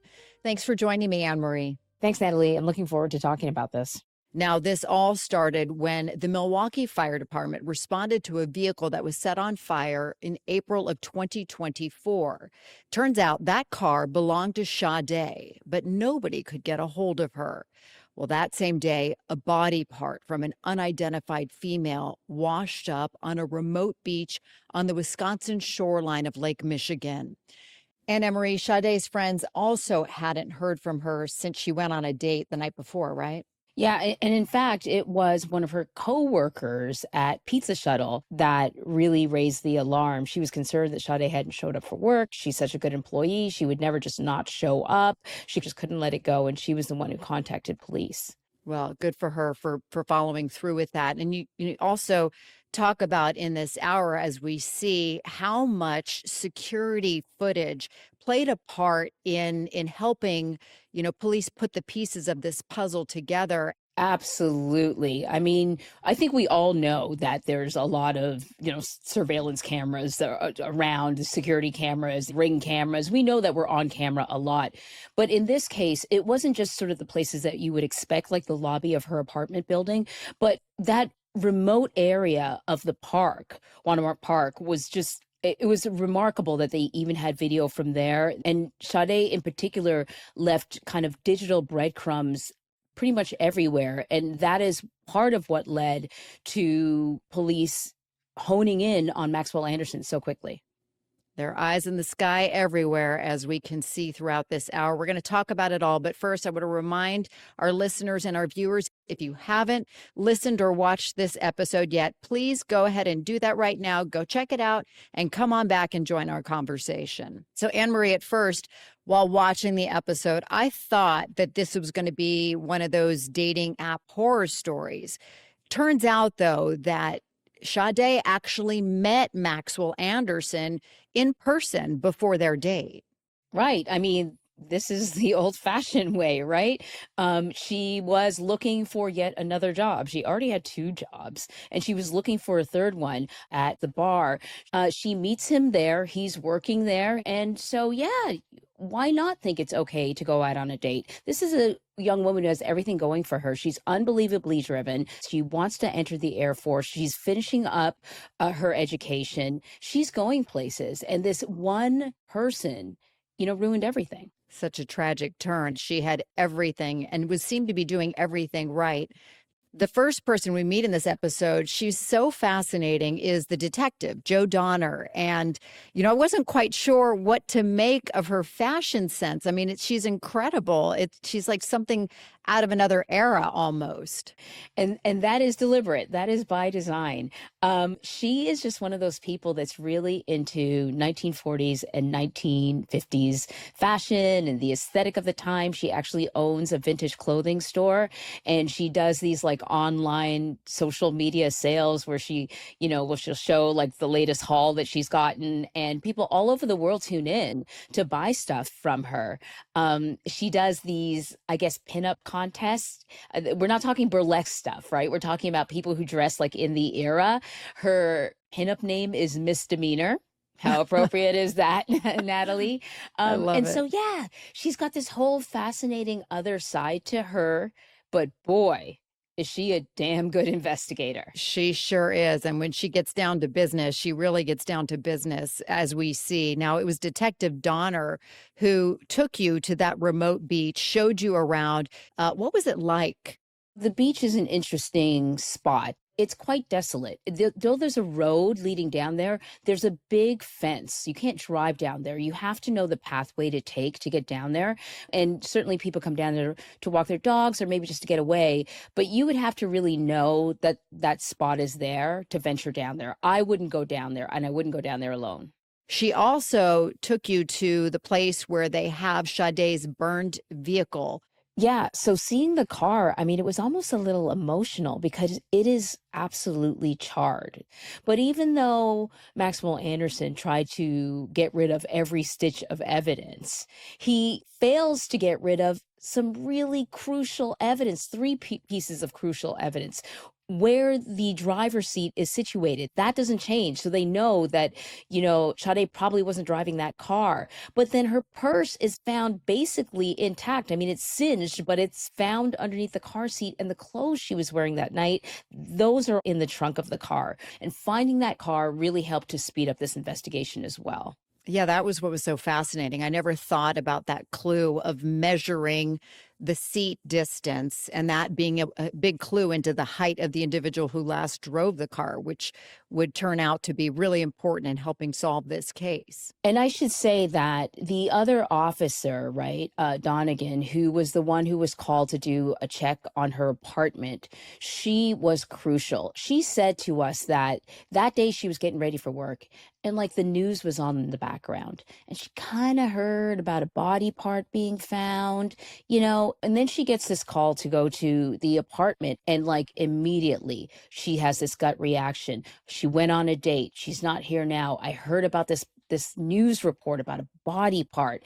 And she was also really significant in speeding up the investigation, because if it had not moved forward as quickly as it did, Donna really feels like there's a good possibility that a lot of that really crucial video would have been lost. Let's also talk, though, about Sade's younger sister, Adriana. I mean, her ability to offer up data on Sade via Life 360, the app, I mean, it proved to be invaluable, right? Yeah, exactly. Detective Donner calls Adriana the quiet backbone of the family. And I don't know how Adriana was able to keep a level head in the middle of all of this chaos. I've never, ever, ever met an adult, much less a teenager, with the type of presence that this young girl has. I'm glad it came through in the hour. She's remarkable. And she was able to provide the information about the Life 360 app. She could show them where Sade had gone. She could show them that she had been at Maxwell Anderson's house at around 9:30. She could show, according to the Life 360 app, that at 2:53, the phone arrived at Warnemont Park. All of these things were crucial. That Life 360 app, that was something, the minute my kids got their driver's license, I put it on their phones, because it goes beyond the Find My feature. You can actually track if they're going and driving above the speed limit. It gives you an alert. So it's an incredible tool. Yeah, I had never heard of the app before. I have since put it on my phone. Because it really is remarkable, the amount of detail. It helped investigators literally kind of like walk the path that Sade did to figure this whole thing out. Well, this brings us to the man who was then charged with Sade Robinson's murder, Maxwell Anderson. Tell us about him. So this guy's, as you can imagine, an interesting character. He's 33 years old. Sade was a teenager. She's 19. We spoke to his ex-girlfriend, Chloe, and Chloe also was very young when they started dating. Perhaps preying on their vulnerability. Exactly. Even before he met Sade, he had a criminal record, operating a vehicle while intoxicated, disorderly conduct. And you saw in the hour that he was arrested for battery against a bystander who tried to intervene. He was apparently having an argument with one of his girlfriends, and he ended up pleading guilty to a lesser charge for that. What was really fascinating and kind of alarming, in my opinion, was when detectives did search his apartment, they found he had a large collection of knives in his apartment, which, I mean, that really raised my eyebrow. Yeah, 51 knives in the kitchen alone. I like to cook. I have a lot of knives, but I certainly don't have a collection like that. No, I know. And I'm pretty sure investigators were hopeful that amongst those knives, they would find something that maybe played a role in this case. And that simply wasn't the case. Chloe says that he sort of fancied himself a handyman, but he was always starting projects that he would never finish. But there were 2 projects, she said, that he did finish in the time that she knew him. And they were both secret compartments. And she sort of described how you would like touch something and then a compartment would pop out. We didn't know what he was hiding in those compartments. The other curious tidbit, investigators found tons of women's clothing in his house. Random items, shirts, pants, not necessarily like all intimate items. Chloe wonders if some of the clothes might be hers. They also found the ID of a woman. They did track the woman down. She's alive and well. A couple of other interesting things about that house. The house is actually sort of split. He owns the house, but he lived on the 2nd floor, and then there was a tenant on the 1st floor. Apparently, the tenant complained a lot about the noise. Maxwell Anderson had dogs. He would complain about the dogs making too much noise upstairs. The tenant was home the night Sade went over there and never heard a thing. Did investigators have a theory as to how Sade Robinson could have been killed without making any sort of noise? Strangulation, perhaps? It's a silent death? Yeah, I was going to say that could have been, a way someone could have been killed without making a lot of noise and certainly without a lot of blood, which is also something else that they didn't find. He goes on the date with her April 1st. He's arrested by April 4th. On April 12, 2024, the sheriff's office announced that the remains found on that remote beach were identified as belonging to Sade Robinson. And on that same day, Maxwell Anderson was formally charged with first-degree intentional homicide, mutilation of a corpse, and arson. He would plead not guilty to all the charges. Now, one of the worries for Detective Joe Donner was that there wasn't any direct evidence linking Maxwell Anderson to the case, but it didn't seem, Anne-Marie, that the jury really needed that so much, right? No, it was really the last piece of evidence that sealed his fate. We spoke to a number of jurors, but one juror, Becca, talked about seeing those photos that Maxwell Anderson had taken on his phone and then deleted. They are photos of Sade. You can see his hand on her. He's touching, intimate areas of her body. And that basically did it for these jurors. I want to read a little bit of what Becca had to say about this. She said, I personally felt like I had lived the last few hours of Sade's life with her. And to see her end up like that was disgusting, humiliating, just horrible. Yeah, and to think that to not know if she was dead or alive when those photos were taken, they seem staged, almost like a trophy, but then he deletes them. I mean, that tells you a lot if you're a juror, right? It was perhaps the most powerful piece of evidence that the jurors saw. Right. That along with, we did see the footage of the man on the beach with the backpack. Yeah. Also, then you saw the surveillance footage of the man leaving the burnt car, and then you see clearly Maxwell Anderson's face when he hops onto a city bus. I mean, thank goodness that security footage was very crisp and clear. You could clearly see his face. Oh, absolutely. Well, and then it turns out the defense didn't call any witnesses. So the jury didn't take very long to deliberate. Anderson was found guilty of intentional homicide, mutilation of a corpse, and arson. Although he continues to maintain his innocence at his sentencing, Sade's mother, father, and sister, they weren't having any of that. No, they were very outspoken. Sade's mother is, really, she's been dealing with a lot of stuff even before the disappearance and the murder of her daughter. She's been dealing with sort of health stuff. And so it really took a lot out of her, and she has kept the fight going. But it wasn't just the family members that spoke. Maxwell Anderson's father also spoke. He was crying. He said Sade's family, he thought about them every single day. He said that he loved his son and that he hoped for a path for his son that would allow his son to become a positive influence in some way. There was also members of the community that sent in letters because the whole city was moved by this murder. And there was one particular letter from an anonymous person that even the jurors said had a significant impact on them. And I'm going to read some portions of this because I think it really captures the way the entire city of Milwaukee felt about Sade. Sade Robinson was not a torso. She was not evidence. She was a full, living, radiant human being. She had dreams, plans, and a future she was building with pride. She had people who loved her and that still love her more than words can hold. And she had a right to live, to breathe, to laugh, to grow old.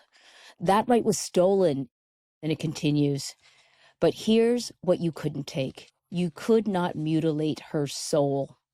You could not silence the scream of justice. You could not prevent an entire community from rising up in Sade's name. So beautiful and so moving. I love that the judge read that letter. It's not surprising because I really felt like she became the daughter of the entire city.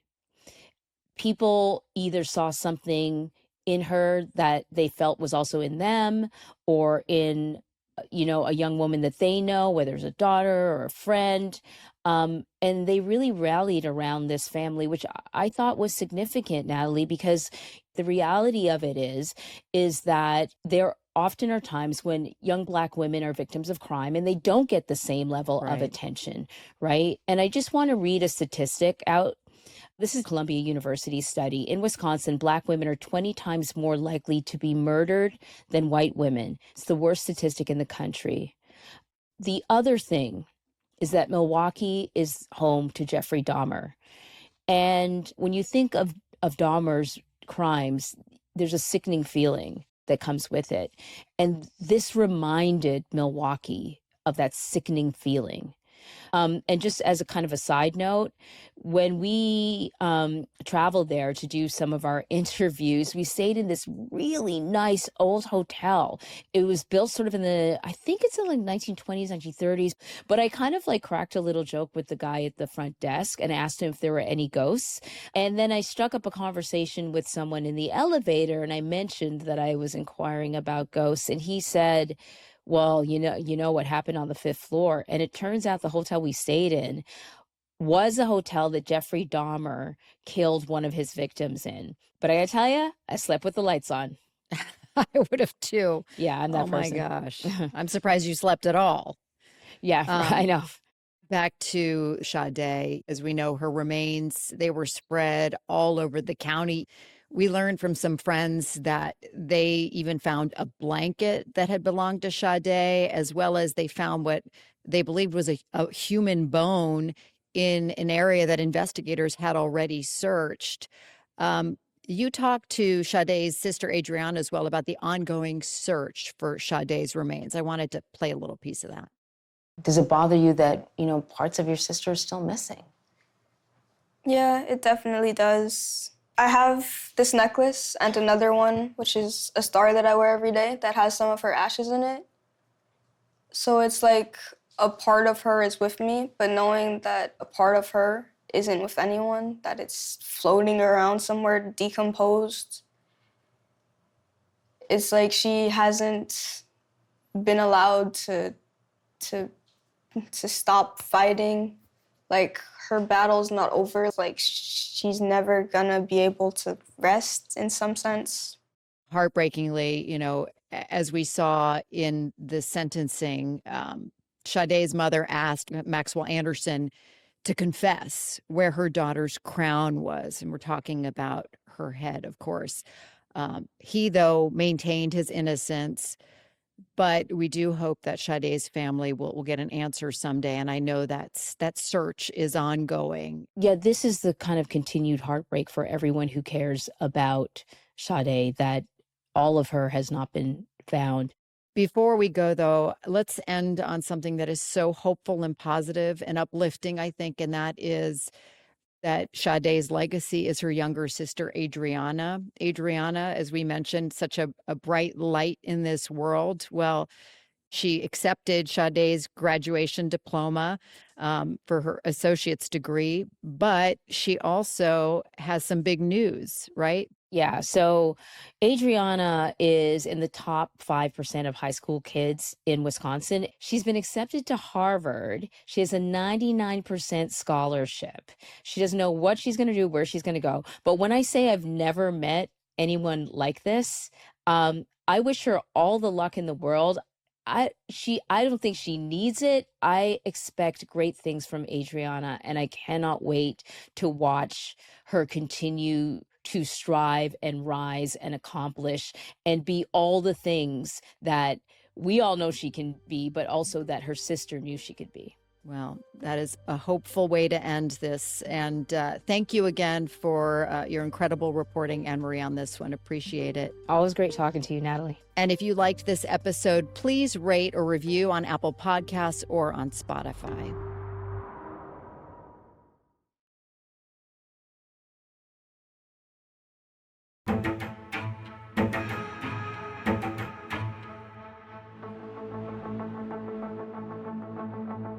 My name is John O'Hare. I am a police officer with the Broomfield Police Department. Officer, how did this case begin for you? On December 14th of 2023, I was dispatched to a welfare check at the Krug household.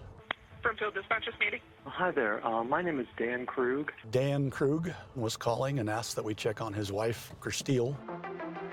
My wife isn't responding to text messages or phone calls. Said that he had not been able to reach her for about 3 hours. We've had threats against us. We have both been targeted by a stalker. Dan said that this alleged stalker had made threats to both him and his wife, Kristil. Which is why I'm nervous that she's not answering me. Yeah. The first thing I did was walk right to the front door, kind of peek inside. Everything looked orderly, quiet. I gave it a loud knock. My thinking at the time was it's very possible she's not even home, so I wanted to see if I could peek into the garage. Quickly realized that I'm not tall enough to see in those windows. I went back to my patrol car and I pulled it into the driveway so that I could get my push bumper close to the garage and use it as a step up. I stepped up on it and looked in the window. I immediately see Kristil, apparently lifeless. She had some type of wound to the head. 151, send medical. I got a female down in the garage. Brookfield Police! Brookfield Police! Immediately, I just checked for any signs of life at that point. Does she have a pulse? She does not. 151. I immediately started CPR. There was a stab wound on her chest. Send the next unit emergent, please. As the paramedics arrived, I opened the garage door, and a woman came up, and I believe this woman was Kristil's mother. I arrived. I need you to stay out, please. I said, that's my daughter. She came running up to me and said, Kristil is dead. It's just shocking. You don't want that to be your reality. Oh my God, this can't be true. This can't be true, can it? It was chaos. I heard screaming coming from the top of the hill. My house. Hey, stay back, stay back, stay back, stay back. This is my house. I understand. I see a man come running down the hill. This is Dan. This is her husband. This man just lost his wife. And he is beside himself. I'm with Dan, and he's on the floor, and he's crying. They all just kind of said, I can't believe this happened. He did it. The stalker did it. We were on heightened alert. We were very, very concerned for Dan's safety. This is after Kristil was murdered. You're worried that Dan may be next in this stalker's sights. Correct. We thought Dan Krug was next. The community was very alarmed. There's a killer out there, and we're gonna go after him.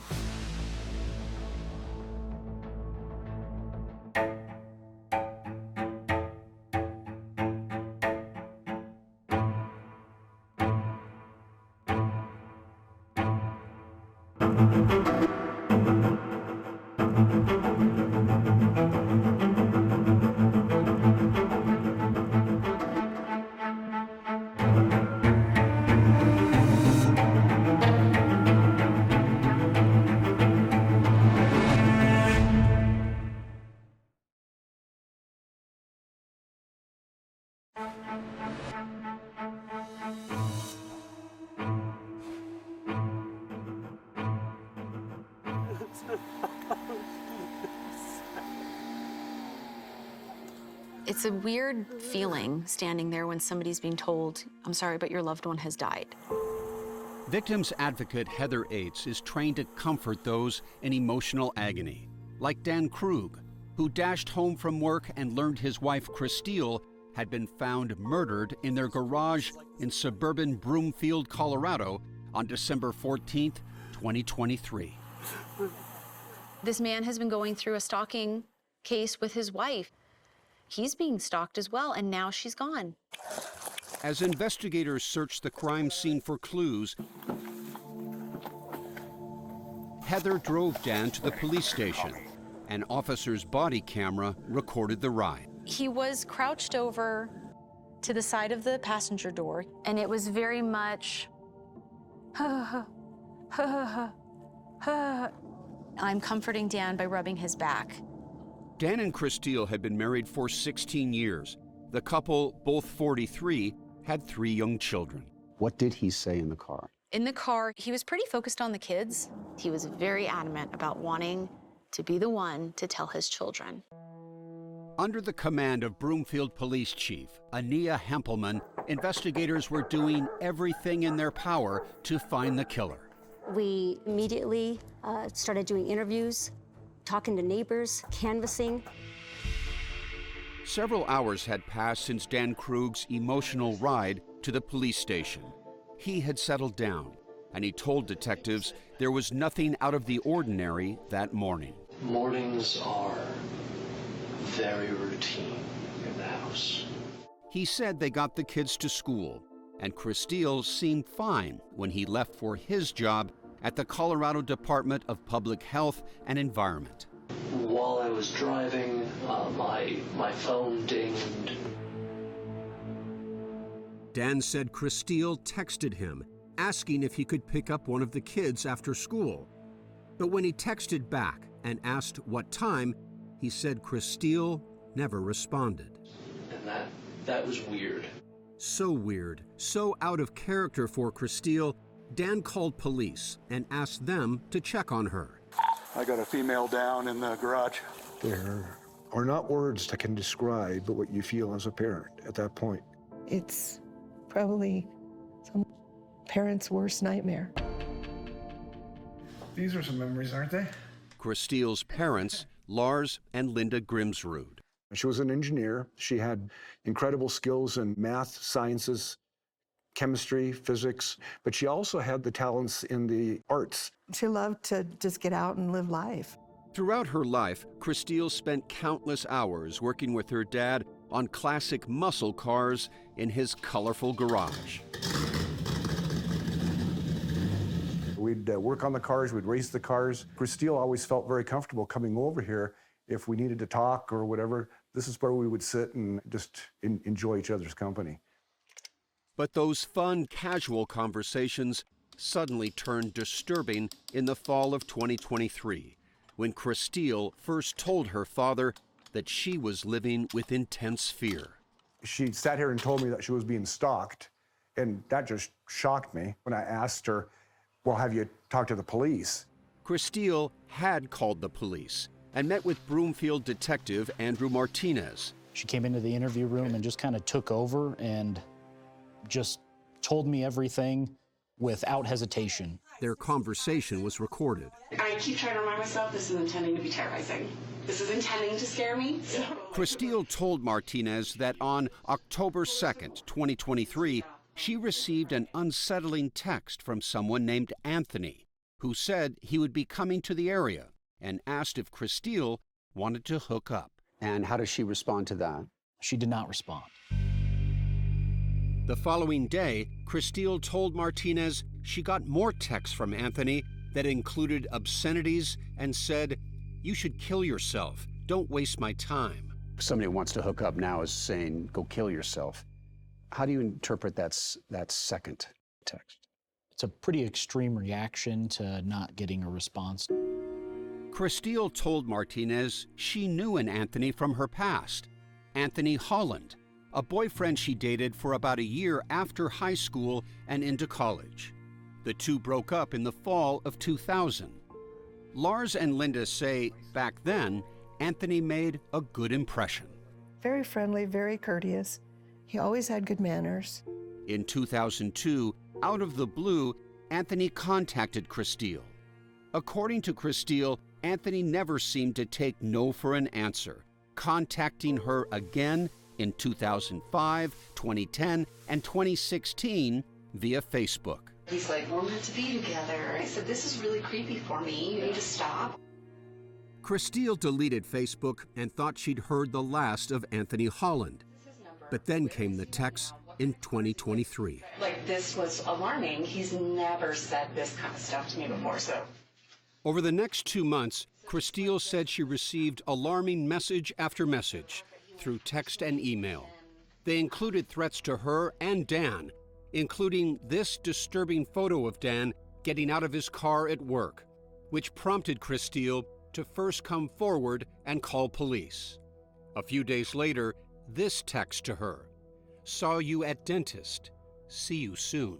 That suggests he might be surveilling them both, right? Correct. This now is escalating. The harassment is just constant, and she's just believing that every corner presents some sort of danger for her. To gather evidence and locate Anthony Holland, Detective Martinez was required to file search warrants with the phone and email companies. A slow process.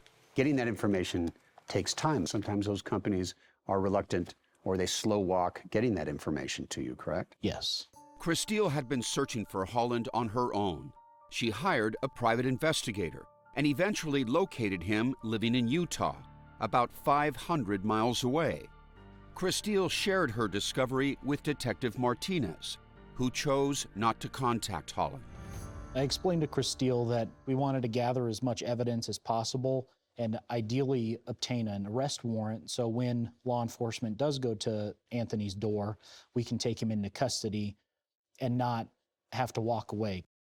But Laura says Kristil had been losing patience with the investigation. She made the comment that she felt they had abandoned her, that they weren't doing things aggressively enough. Kristil had taken steps to protect herself and her family, including installing security cameras. And she was scared. I said, well, this sounds serious enough that you need to start carrying. You'll use one of my guns for right now. Is this the very gun that she took with her? That is the actual gun that she initially then carried. Dan was also interviewed. The threats were taking a toll on him as well. I went to the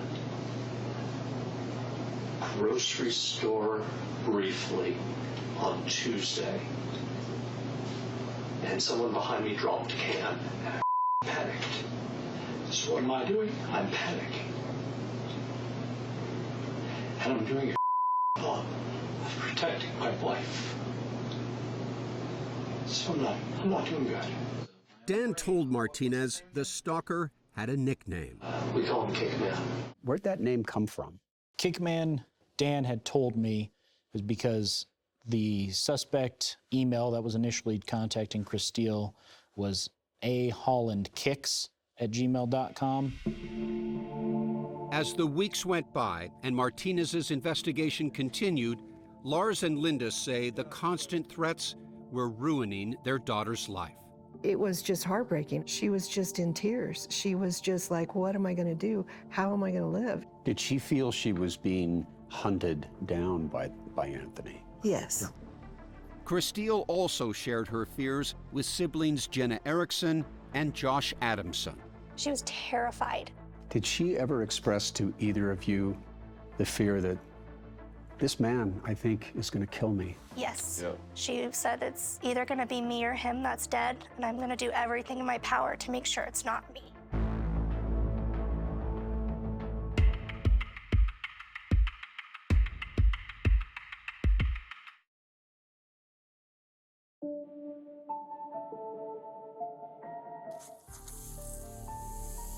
When Kristil Krug was found dead in her garage, Detective Martinez had only one suspect in mind.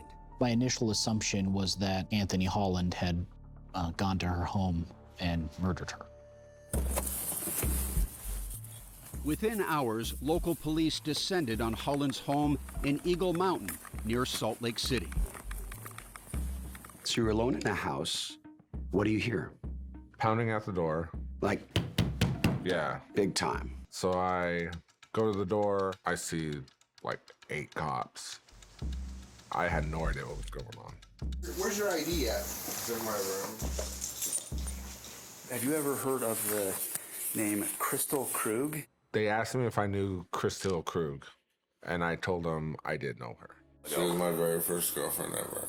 When was the last time you talked to Kristil? Has it been a minute? It's been a minute, yeah. When was the last time you had reached out to Kristil? It was around 2014, 2016. Anthony says he'd reached out to Kristil on Facebook years before. What are you thinking? Why would they come all the way here to ask me about Kristil? I thought it was for that message where I said I missed her. That's the only thing I could think of, because I was like, I haven't contacted her since then. They didn't tell you that Kristil Krug had been murdered? No, they did not tell me. Police were there to gather information from their suspect, not give it. They asked me where I was that day. Can I prove where I was? Anthony had made a purchase just hours earlier at a Kohl's store near his home. What'd you buy? A sweatshirt, this one right here. And he still had the receipt. The purchase was made at 12:16 p.m. Investigators say Kristil was attacked around 8 a.m. Turns out that was one of the most important purchases you have ever made. Because it was my alibi. Because there's no way I could have made it from Colorado back to Utah to buy the sweatshirt. It was an 8-hour drive. Anthony also showed police some of his employment records. They proved he'd been in Utah all along, never traveling to Colorado, as the messages from Kristil's stalker led cops to believe. I had a bunch of receipts from my work showing the days that I worked, and they took those, took my receipt from Kohl's, and went to the squad car and made a phone call, came back in and told me I was free to go. You have a better day, okay? Back in Colorado, Dan was still face-to-face with investigators. He told them his theory of the crime. So in my brain, the story that I have is someone came to the door. Maybe she went outside to get a package, and they must have come in. And she's a fighter. She is strong. She would have fought. Earlier in the interview, Dan requested he tell the children what had happened to their mother. Your kids do not know yet, okay? Are they here? They're here. Arrive in the hall. I should. You want to tell them? I just don't know. Okay. Watching their response is just heartbreaking. Investigators were working every angle. They checked those security cameras Kristil had installed on the house.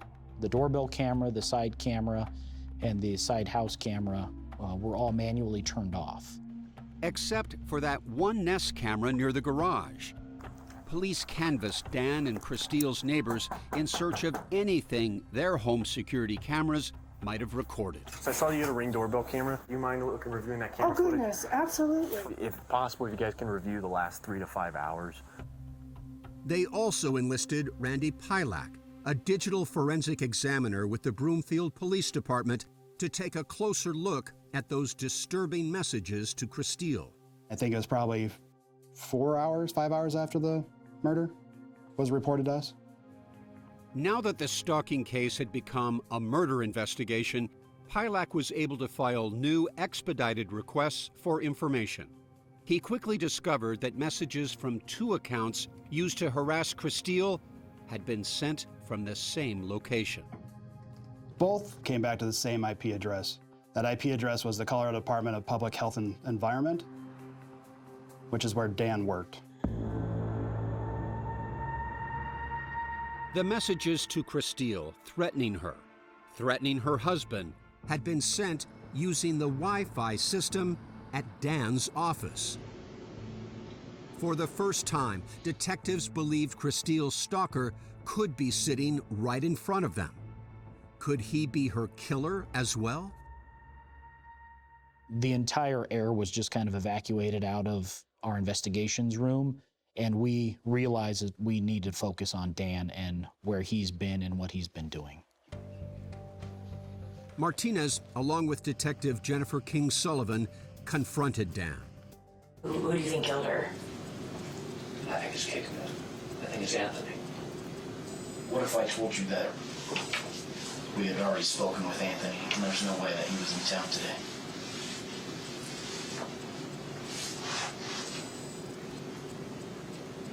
And I have nothing. And I'm terrified to bring my children home.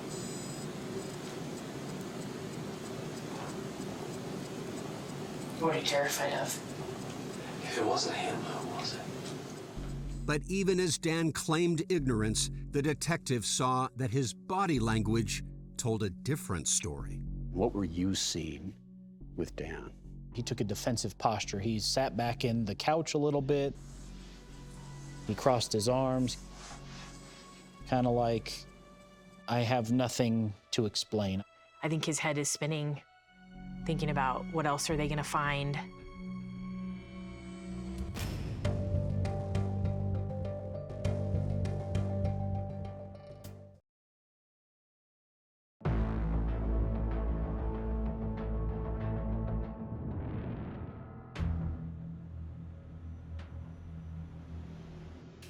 The mystery continues, and it has to be the husband.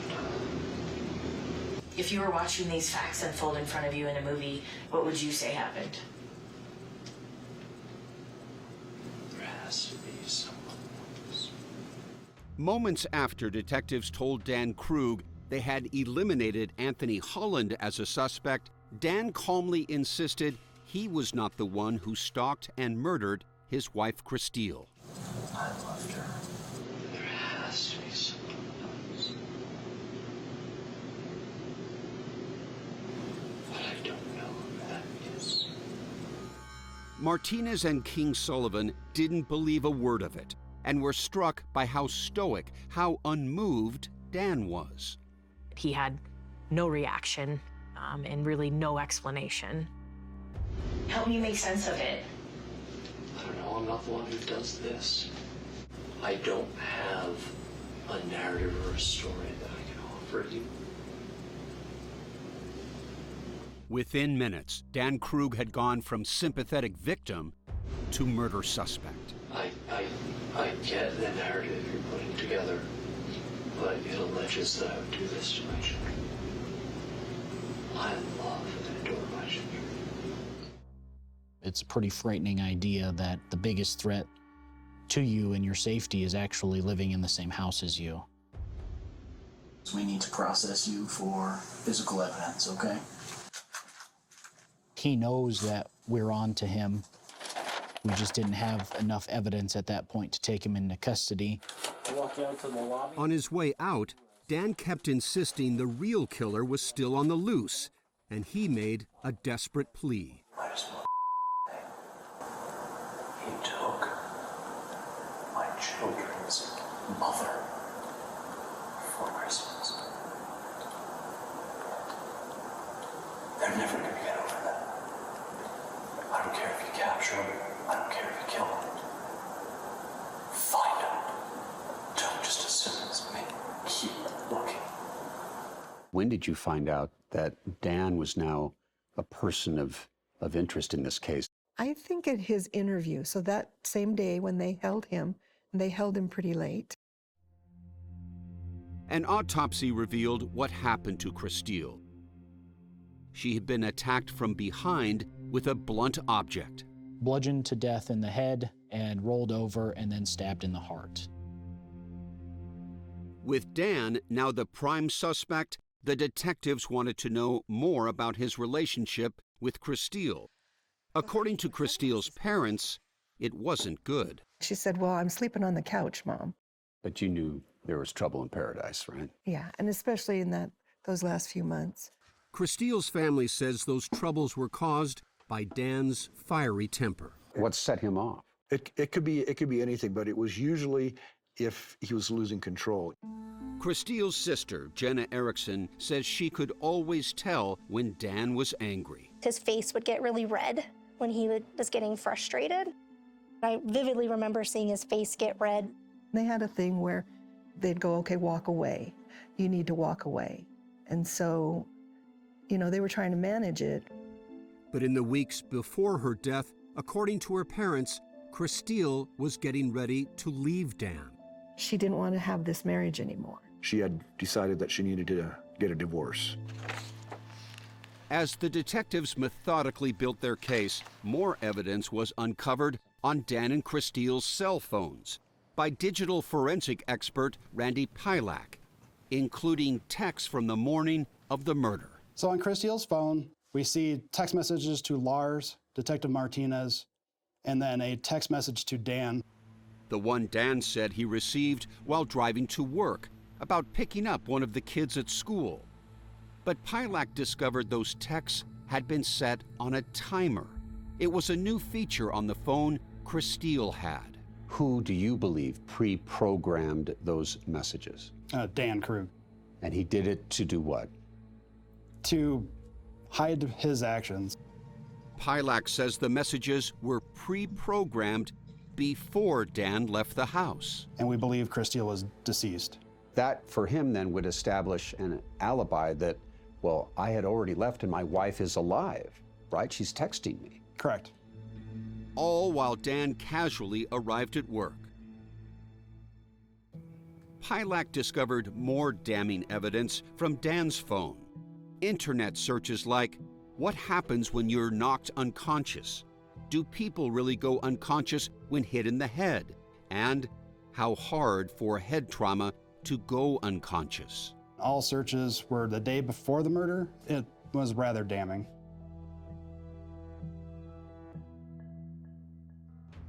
Just 2 days after Kristil had been murdered, Detectives Martinez and King Sullivan felt they had enough evidence to charge Dan Krug with stalking and murdering his wife.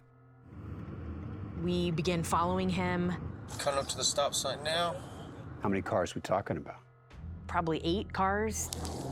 We're like, that's him. He's alone in the car. Hey, be ready to pop that once he gets into the park. We follow him all the way to the grocery store. Pulling into King Super's parking lot.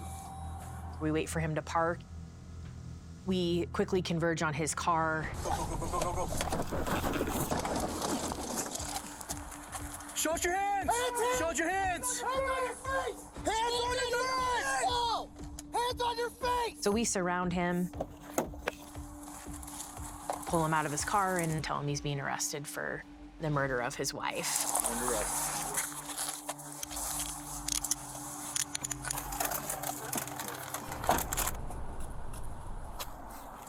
I asked him just one question. Do you want me to tell your kids that you killed their mother, or do you want somebody else to? That's quite a line. That goes back to when he said he wanted to tell his kids that their mother was dead.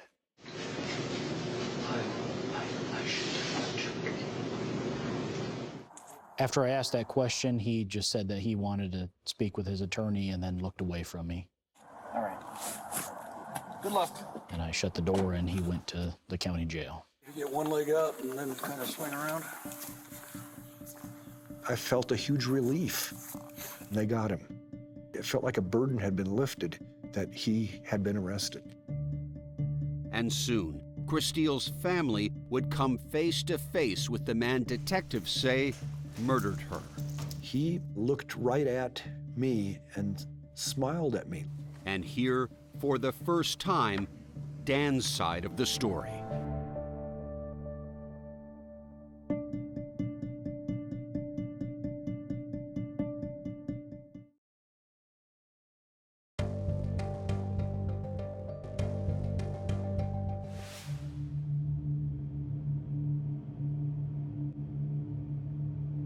When Deputy District Attorneys Kate Armstrong and Stephanie Fritz were assigned to prosecute Daniel Krug, they say they were struck by his downright stupidity in believing he could get away with murdering his wife by impersonating her ex-boyfriend. The audacity with which he thought he could manipulate not only his family, his loved ones, but also the police department. And some of this is sophisticated, is it not? It's sophisticated, but not too sophisticated, because we were able to figure it out. The trial began in April 2025. When he first came in, he smiled at me like he was saying, "Hey, thanks for being here for me." I believe my facial expression made it very clear that I was not on his side. The prosecution laid out Kristil's final hours of life for the jury. On December 14th of 2023, Kristil Krug started her day like any other day. She took her younger 2 children to school. And when she returned, Kristil pulled back into her garage. She gets out of the car when she is attacked from behind. And did she ever see him approaching, do you think, or was this an ambush? It was an ambush. She had 2 or 3 skull fractures. As she's laying on the floor bleeding, he pushes her over, gets over her, and stabs her just above her heart.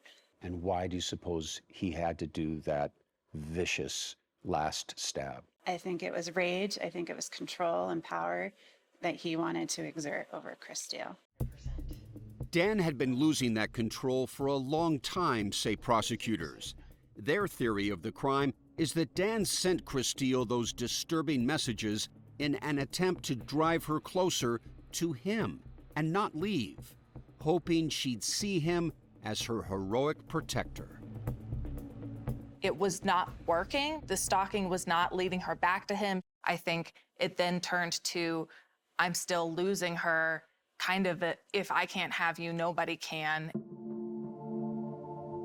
The prosecution says that in the last days of her life, Kristil had begun to suspect that her stalker was possibly her husband. We know from Dan's own interview that she confronted him and said, I can't rule you out as the stalker. She said that right to my face. That she wanted to know if it was me.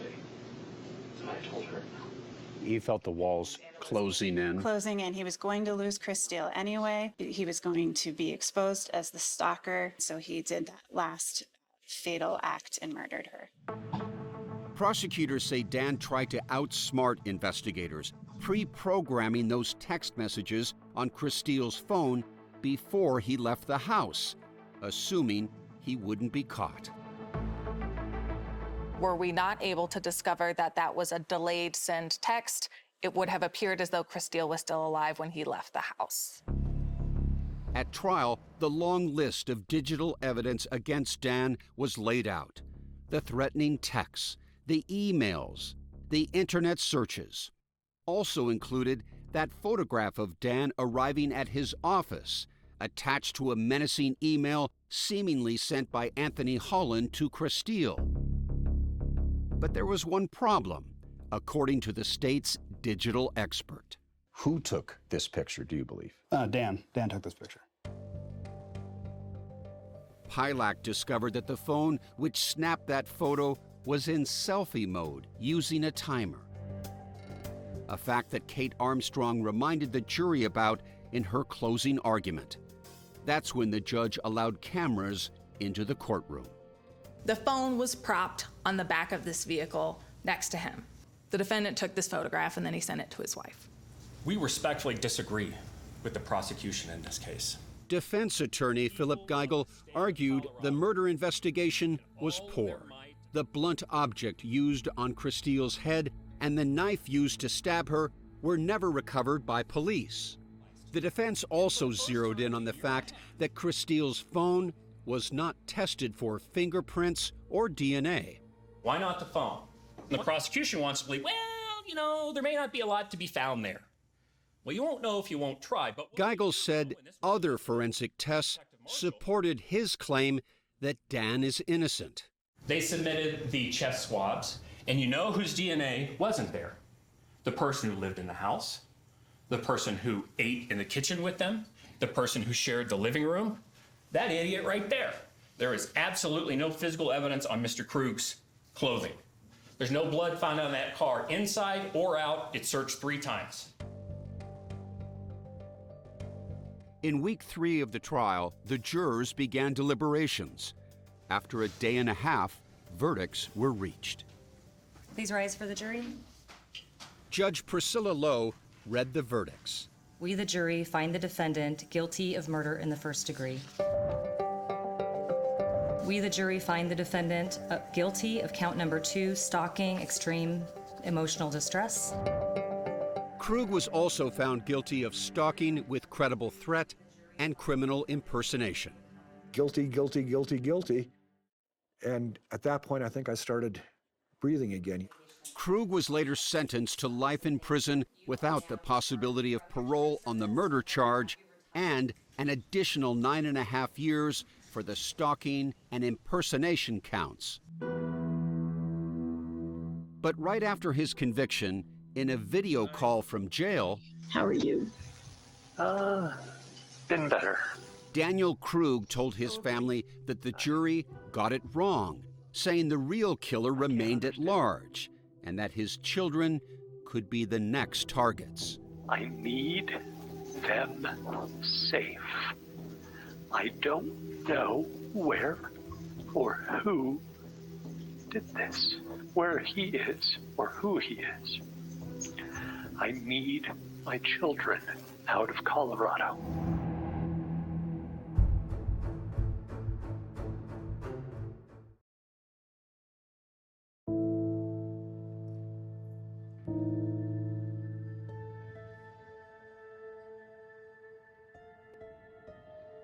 As Daniel Krug began serving his life sentence, he continued making video calls to his parents and brother in the days immediately after his conviction.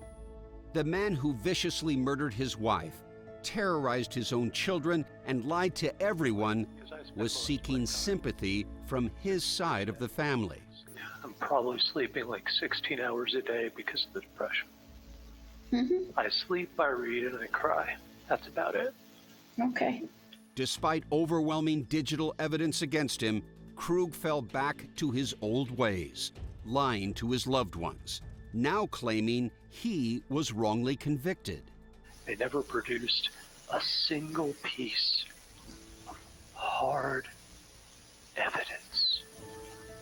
His brother Jeremy gave Krug a much-needed reality check that the foundation of the family's loyalty had started to crack. Support is dwindling. You know, mom and dad want to believe you very much. I want to believe you very much. Right? There's a lot that's come out. And as imaginative as I can be with finding explanations and ways to theorize how that, you know, this or that could have been the reality, some of it is beyond even my creativity. The case that ended with a murder had begun with stalking and criminal impersonation of Anthony Holland, which begs the question, what if Detective Martinez had acted on the information Kristil and the private investigator had uncovered? They should have found me right away. They should have found me, they should have came to my house, they should have approached me, they should have talked to me. But Detective Martinez chose not to call, telling us he didn't have enough evidence to do so and was concerned a phone call could exacerbate the situation. Is this something where you've kicked yourself about this? This case has haunted me since it occurred. And the outcome of this case has haunted me for the past 2 years. And if you could get in a time machine, perhaps you make that call today. Absolutely. And Kristil's parents sympathize with Martinez and believe their daughter was doomed no matter what the outcome of his investigation. Inevitably, I think he was going to kill her. When someone sets their mind to do something like that, and that's what the plan was, I don't think that would have stopped the murder from happening. Kristil's death has left a hole in the lives of those who experienced her love and joy for life. I've had lots of other girlfriends, and I've never been in love with anybody else like her. She was the love of your life. Yeah. Jenna hopes her sister Kristil's story will serve as a cautionary tale. If it can help just one other person who's in a dangerous situation like she was in, that it gives them the strength to make a move, because it can escalate, and it can escalate really, really fast. What was lost when she was taken from us? Her light, you know? Her light. That's a tough one to talk about, because there's so much. I wanted to jump out of that car and say, hey, bye-bye. Laura still passes his time restoring parts for vintage cars. That father-daughter hobby is now being passed down to Kristil's children. They're in here, they run that same electric screwdriver and they can tear a carburetor apart. So in that way, you're honoring her memory, aren't you? Well, that's the whole idea. Yeah, that's the whole idea. She would get such a kick out of seeing the kids doing the stuff that she was involved in. I look at my grandkids and I find a moment of peace because I see her.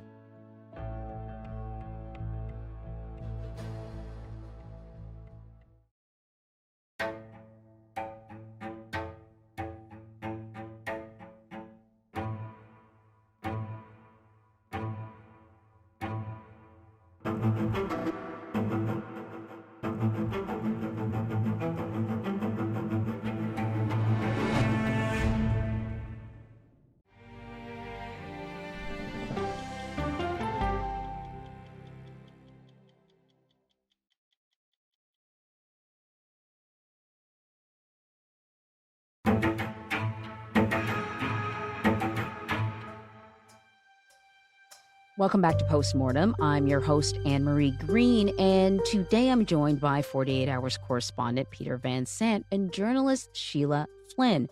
We are discussing the murder of Kristil Krug, a Colorado mother of 3.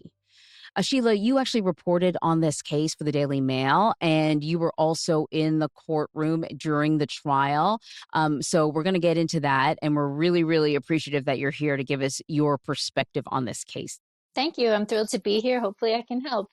And Peter, it's always great to have you here with us to break down this 48 Hours episode here on Postmortem. Yes, in honor of the Daily Mail, I'll say hello and welcome, Sheila.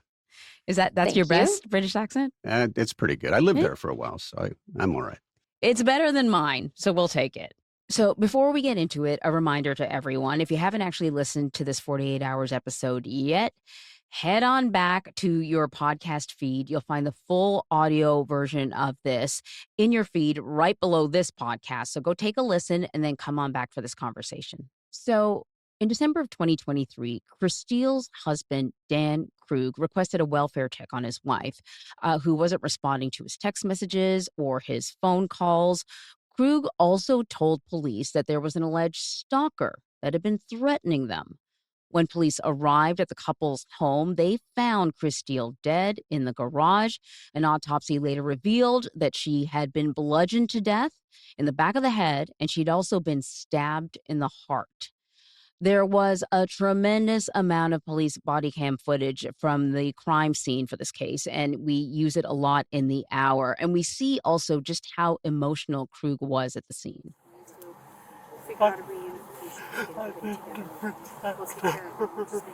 Peter, when you watched that video, what did you think about his behavior at the scene? I had never heard anything like that before. Here was a man you could hear before you saw him on these body cams. He was shouting and wailing as he ran down the street. It seemed so unnatural. And by the time he got in front of that house, and he was bent over and he was retching and making all of these sounds.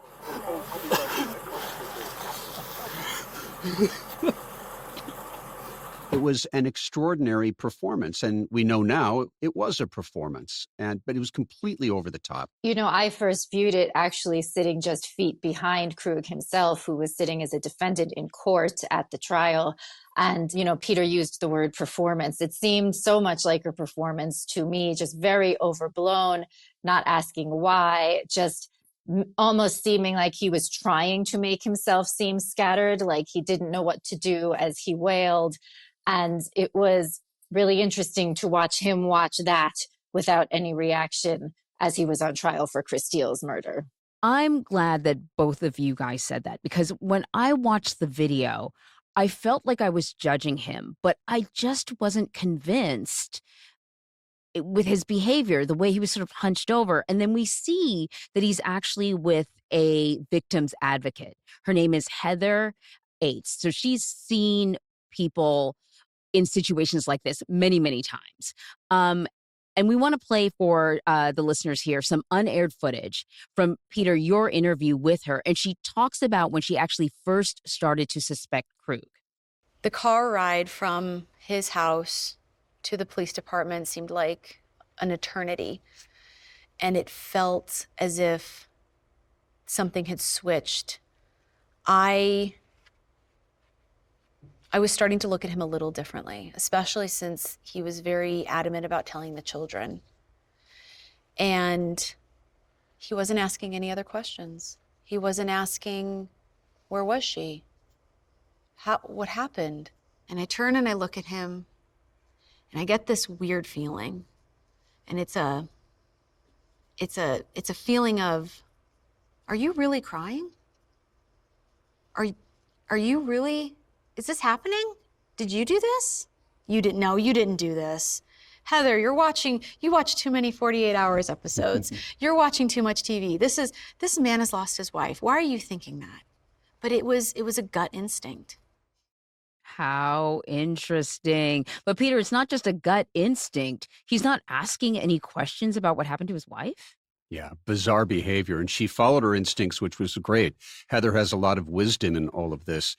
At one point, she said, he had really settled down. Then he started to make this very strange whimpering sound. And she felt it was invented, that it just wasn't genuine. So to bring people some of the background that we already know about if you watch The Hour, for months before her death, Kristil had been receiving threatening text messages and photos that appeared to be coming from an ex-boyfriend, Anthony Holland. Kristil brought her concerns to Detective Martinez, who at the time chose not to contact Anthony. He said that they were compiling enough evidence against him to actually obtain an arrest warrant. You both interviewed Anthony. What was your impression of him? He was a very down-to-earth individual. There's a sadness about him. Kristil was somebody that he deeply cared for. They'd met in high school, but they were such different people. Kristil was this intellect, a truly genius-level intellect. An engineering future awaited for her. She was very ambitious. She was going to go to university. And Anthony, on the other hand, had no plans. He had no academic interests. These two split up, and it haunted him. He just felt like a big part of his life was missing. Anthony is just very, very earnest, very honest, genuine, soft-spoken. And he just really loved Kristil. And when he described to me, they had met, they were both working at JCPenney's as teenagers, and he described their first date and their first kiss as magical. And it almost sounded like he was recounting scenes from a teen movie. And when I saw him testify at her trial, he was so anxious. He was clutching fidget toys, and you could tell he was really trying to do Kristil's memory well up on the stand, as well as stand up for himself. And he told me that he stared down, and I could see this, that he stared down Krug at the defense table, kind of going, man, you tried to frame me for murder. And he thanked me later after I ran a story, an interview with Anthony about his past and Kristil. He thanked me for sharing her story as well as his, because it was his great love. So seeing as, she had been his great love, Sheila, had Anthony actually contacted her over the years? He had, I think in that way, sometimes you reach out with what ifs, etc. He sent a few messages, I believe the last, I think in 2016, just seeing how she was doing, nothing malicious or anything. He had kind of a rock solid alibi. He literally and figuratively had the receipts. Yeah, it's an incredible twist in this story that on the day that Kristil was murdered, he'd gotten up and he now thinks this voice in his head was Kristil sending him a message. He got this urge to go to a Kohl's department store and to buy a sweatshirt. And when I did the interview with him, I didn't realize he was wearing that very sweatshirt, and he had the receipt. And it proved that he was 500 miles away in Utah and could not have been in Colorado, not in the area at all, not in the neighborhood, to have committed this murder. And he thinks somehow Kristil's spirit helped save him, exonerate him in this case. Wow. So more and more often with these cases, though, we are able to use surveillance footage or body cam footage, but it's not often that we have so much of the victim before the crime. In the hour we see Kristil's interview with police, when she's reporting that someone is stalking her, she seems to be taking all the right steps to protect herself and her family. Do you think that she would have maybe eventually uncovered the truth, that it indeed was her husband behind these threatening text messages? I think she absolutely would have. She was so smart, and it was so frustrating to see her in that footage talking to the detective with everything laid out before him. I mean, she had spreadsheets and color-coded files and mountains of evidence, and he joked that she had done his job for him, and she had. I mean, she did everything. And she had even told her stepmom's sister, I can't even rule out my husband.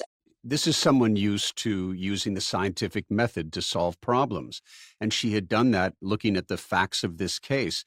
And we know now, because Dan Krug, whether this was a slip up or whatever, he actually admits during the course of one of these interviews that she had mentioned to him that he could be the stalker. And think about that, because it wasn't that long after she revealed that to him that she ended up being murdered. Mm-hmm. I mean, she was petrified as well. She broke down in tears in a parking lot to her mother once. She was, re-upping her shooting skills. She was arming herself. This was all discussed in court when they were outlining witnesses on the stand as well as the prosecution. So to know that she was in fear and literally carrying a gun at the time of her death and just always looking over her shoulder and still died, it was really tragic and infuriating. Dan was aware that she had armed herself. When she was attacked and authorities came into that garage, her gun was inside her purse. She may have felt a little bit of safety going into that garage. Dan obviously knew the garage. He knew her habits, and he was able to ambush her. And all of that gun training and all that preparation ended up being for nothing because he got to her first. You mentioned that she had mentioned that she couldn't rule out her own husband. Most people don't say that about, their partner. I'm kind of curious about how Kristil's family felt about Krug. Did they give you any indication as to whether or not they liked him or not? They did in the interview. Her mother, Linda, in particular, didn't really like him from the beginning, and she just had a bad feeling about him. He was very awkward in family gatherings. He, at times, could be quiet. And I asked them, did you ever just mention it to her that you were concerned about it? They said, no, she's very smart. We wanted to leave that decision up to her as to who the person, her partner in life would be. But from the very beginning, it just didn't feel right to them. They said in court that they were aware that the marriage was disintegrating. And I just think what united them in the weeks running up to Kristil's death was this stalker. I mean, there was family testimony during trial that at a family birthday party in the weeks before Kristil's murder, Dan was really playing up the stalker angle. He kept looking out the window in case the stalker might be surveilling them or in the vicinity.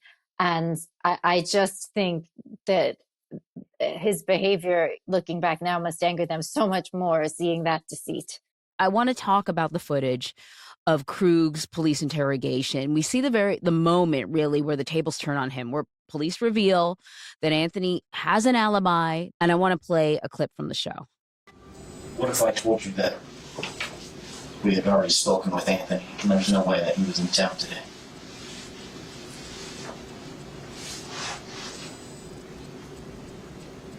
And I have nothing. And I'm terrified to bring my children home.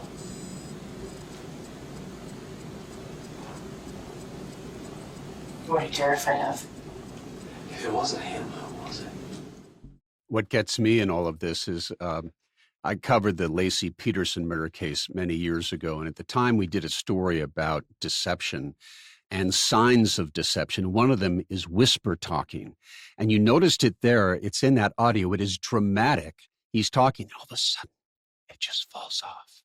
And you hear him speak in this whisper talk, which is for these psychological experts, a sign that he's lying and telling a story. The frustrating part in all of this, too, is that they had to release Dan after this interview, even though he was their number one suspect. And at that point, they were pretty convinced that he is the killer. He knew they were onto him. And that whisper talk just said it all to me. You know, even throughout his police interviews that we saw during the trial, he was always presenting himself as completely harmless and non-threatening. He's very tall, very skinny. He was stooped, slouched on the couch, hunched over, moving gingerly, holding a cup of coffee or water as if it was going to hurt him, just constantly putting out this vibe of, I'm harmless, don't look at me. And even there, when he was still protesting his innocence, who could it be pretending to be afraid? It was all a facade. Welcome back. Well, after a digital forensics expert traced the stalker's messages to Krug's office Wi-Fi and uncovered chilling searches on his phone, like, do people really go unconscious when hit in the head? Police move in to arrest him. It's rare that we see this moment, the hands up, you're under arrest moment, but we actually get it from multiple angles here.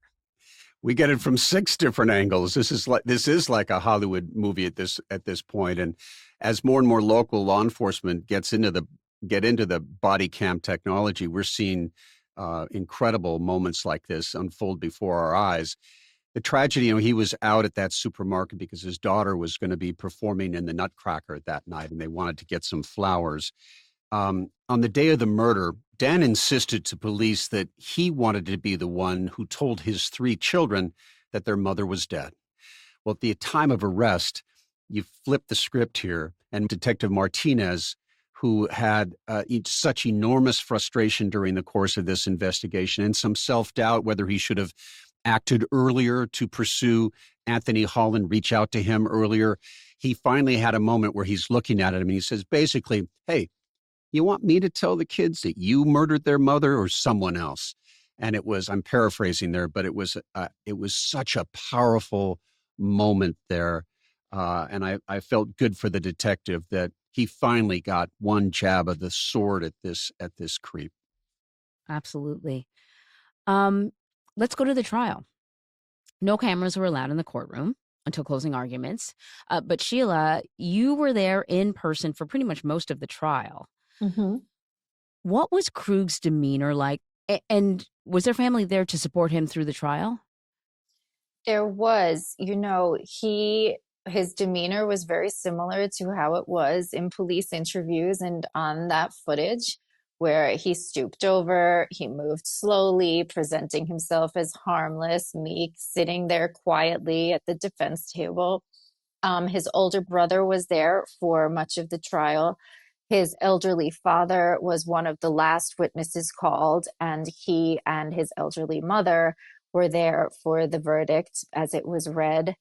His brother seemed shell-shocked when he addressed the judge. But Kristil's family, meanwhile, was there right behind the prosecution every day of the trial, active, engaged, just supporting her every step of the way. The prosecution's biggest hurdle in this case was really the lack of DNA evidence tying Krug to the murder. The murder weapon was also never recovered, and investigators didn't find Kristil's blood on Krug's clothes or in his car. That is something you would expect when someone has, a stab wound. So it begs the question, just how is it possible to have no DNA evidence in a case like this where there's clearly a lot of blood? Well, for all the mistakes that he made, perhaps it's blind luck in his case. It is something that, the prosecutors, and Sheila knows this very well, they all want a CSI moment in a case like this. The DNA, her DNA found in his car to really lock this down for jurors. But in this case, there just wasn't that. And, that was a cornerstone of the defense, really, that there was no DNA. And how could that be? I mean, investigators were told that by his children, that he was wearing the same clothes that morning that he was when he came after she was murdered. So truly, how did he manage it? But I always wondered, I mean, Krug worked for the Department of Health here in Colorado. Who knows what he had access to? And when you think about it, even though he made a number of really elementary and unbelievable mistakes when it came to digital evidence or emails or phones, he did have a lot of time to plan this over a matter of months as he was carrying out that stalking campaign. Well, let's talk about the digital evidence. I mean, I don't know when people are going to learn, like your Google searches will become part of the case against you. The Google searches, first off, were incredible, where he was asking about, basically, I'm paraphrasing, what does it take to knock somebody out? And if you strike somebody on the back of the head, which of course is what happened to his wife, when they were able to determine that messages had been sent from his company Wi-Fi system, that is as good as a fingerprint. Who else could have done that? Now, the defense tried to say, well, the person that was stalking him may have been in the building at the time, and that's how this occurred. But they really had him on that. Also, they were able to determine that there was a iconic picture in the course of this where the alleged stalker had taken a photograph of Dan as he was getting inside a vehicle. Well, their digital expert was able to determine that picture had been taken on Krug's phone in selfie mode on a timer, and they were even able to figure out the bumper that was used to hold the phone to take that photograph. It would be laughable if it hadn't involved the loss of a life. I mean, it's just astonishing. He bought a burner phone, but with a gift card that was registered to himself. He also, in one of the really wow moments of the trial, on October 2nd, when he sent a text, one of the threatening stalker messages to Kristil, she didn't answer. And it was the first stalker message he sent. And when she didn't answer, he clearly was worried that the message wasn't getting through. So he texted his own cell phone, Test, and then responded to that text with his cell phone to the burner, yeah. So, I mean, he absolutely kind of condemned himself with that interaction. Clearly. And a jury finds him guilty. He's found guilty of first-degree murder as well as stalking and impersonation. Sheila, what was the reaction like in the courtroom when the verdict was read? On Krug's side, his parents, his mom slumped into his dad. A supporter put a hand on her back. They were just clearly in disbelief and bereft. On the other side of the courtroom, people were tearful for different reasons. They later spoke about how they felt this was some semblance of justice for Kristil. After he was convicted, we get more fascinating video, and we include this in the hour, of a jailhouse call that Krug makes to his family. We want to play for you now an extended clip of that call that was not in the show. We are in a digital and monitored age. They never produced a single photograph of me with phones. They never produced a single photograph of me buying anything. They never produced a single piece of hard evidence. Just identity theft. That's it. That's it. And we're in a world today where that's enough. DNA exoneration doesn't mean because someone can do things with a cell phone.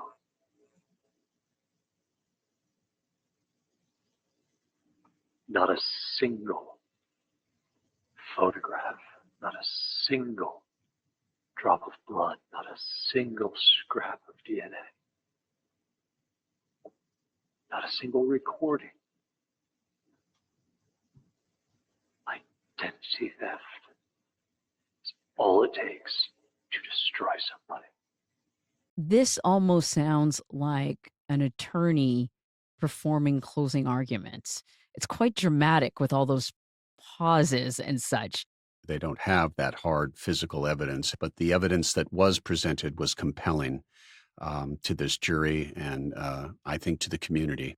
You know, you could tell that his brother who got up, Jeremy, who spoke at trial during victim impact statements, you could tell that he was caught off guard, that he still had no idea how to handle this, because the point he made was that the family hadn't been privy to all the evidence until it was presented at trial, that they were holding on to a glimmer of hope. That hope had been very quickly shattered once they saw the case that was presented. And his brother also expressed anger at Dan for doing this to his family and putting them through it, and talk about driving his elderly parents home as they collapsed against each other in the car. So not only did he put his children through it, now he's putting his parents and extended family through it, and continuing to do it is galling. So Dan Krug, he is sentenced to life in prison without the possibility of parole on the murder charge, and an additional 9.5 years for the stalking and impersonation counts. And Sheila, you were talking about the victim impact statements at sentencing, and Kristil's sister-in-law also got up and made a victim impact statement, and she talked about what the children will have to deal with. She did. She actually read out statements from the kids themselves who spoke of their grief. And it was not just Kristil's sister-in-law and the children speaking. It was a long line of friends and family members, whether they were school friends of Kristil's or friends she'd met in adult dance classes or cousins, relatives, siblings. Everyone spoke of what a bright light she was, how smart, how quick, how she would amuse them with self-deprecating humor. And you could see how much Kristil touched so many people's lives and how angry they were that she was so needlessly stolen. Yeah. How's Kristil's family doing? They are, they're such incredible people. Lars, Kristil's dad, is Norwegian. He's from a family of engineers. Kristil followed in that tradition. In that workroom they have at the house, where he has these old vintage cars. They used to work on them together. Lars can rebuild an original Corvette carburetor. He's a brilliant guy. He misses her so desperately as he looks around that shop. He can hear her voice. He can see her there. They're trying to continue that tradition with the children. Lars is. And he's desperate and will never let her memory die.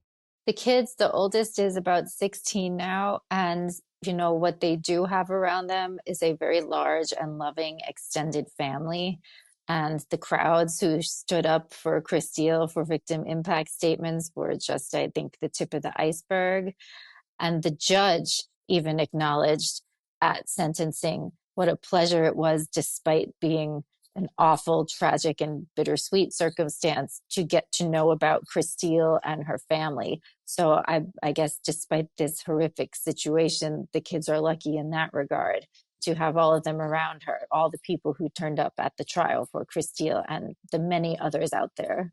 Absolutely. It's a community that they will need moving forward. And it makes me feel at least a little good to know that they are well loved and well protected and supported. Well, Peter, Sheila, this has been a great conversation. Thank you so much. Thanks, Anne-Marie. Thank you. If you like this episode, please rate and review us on Apple Podcast or on Spotify.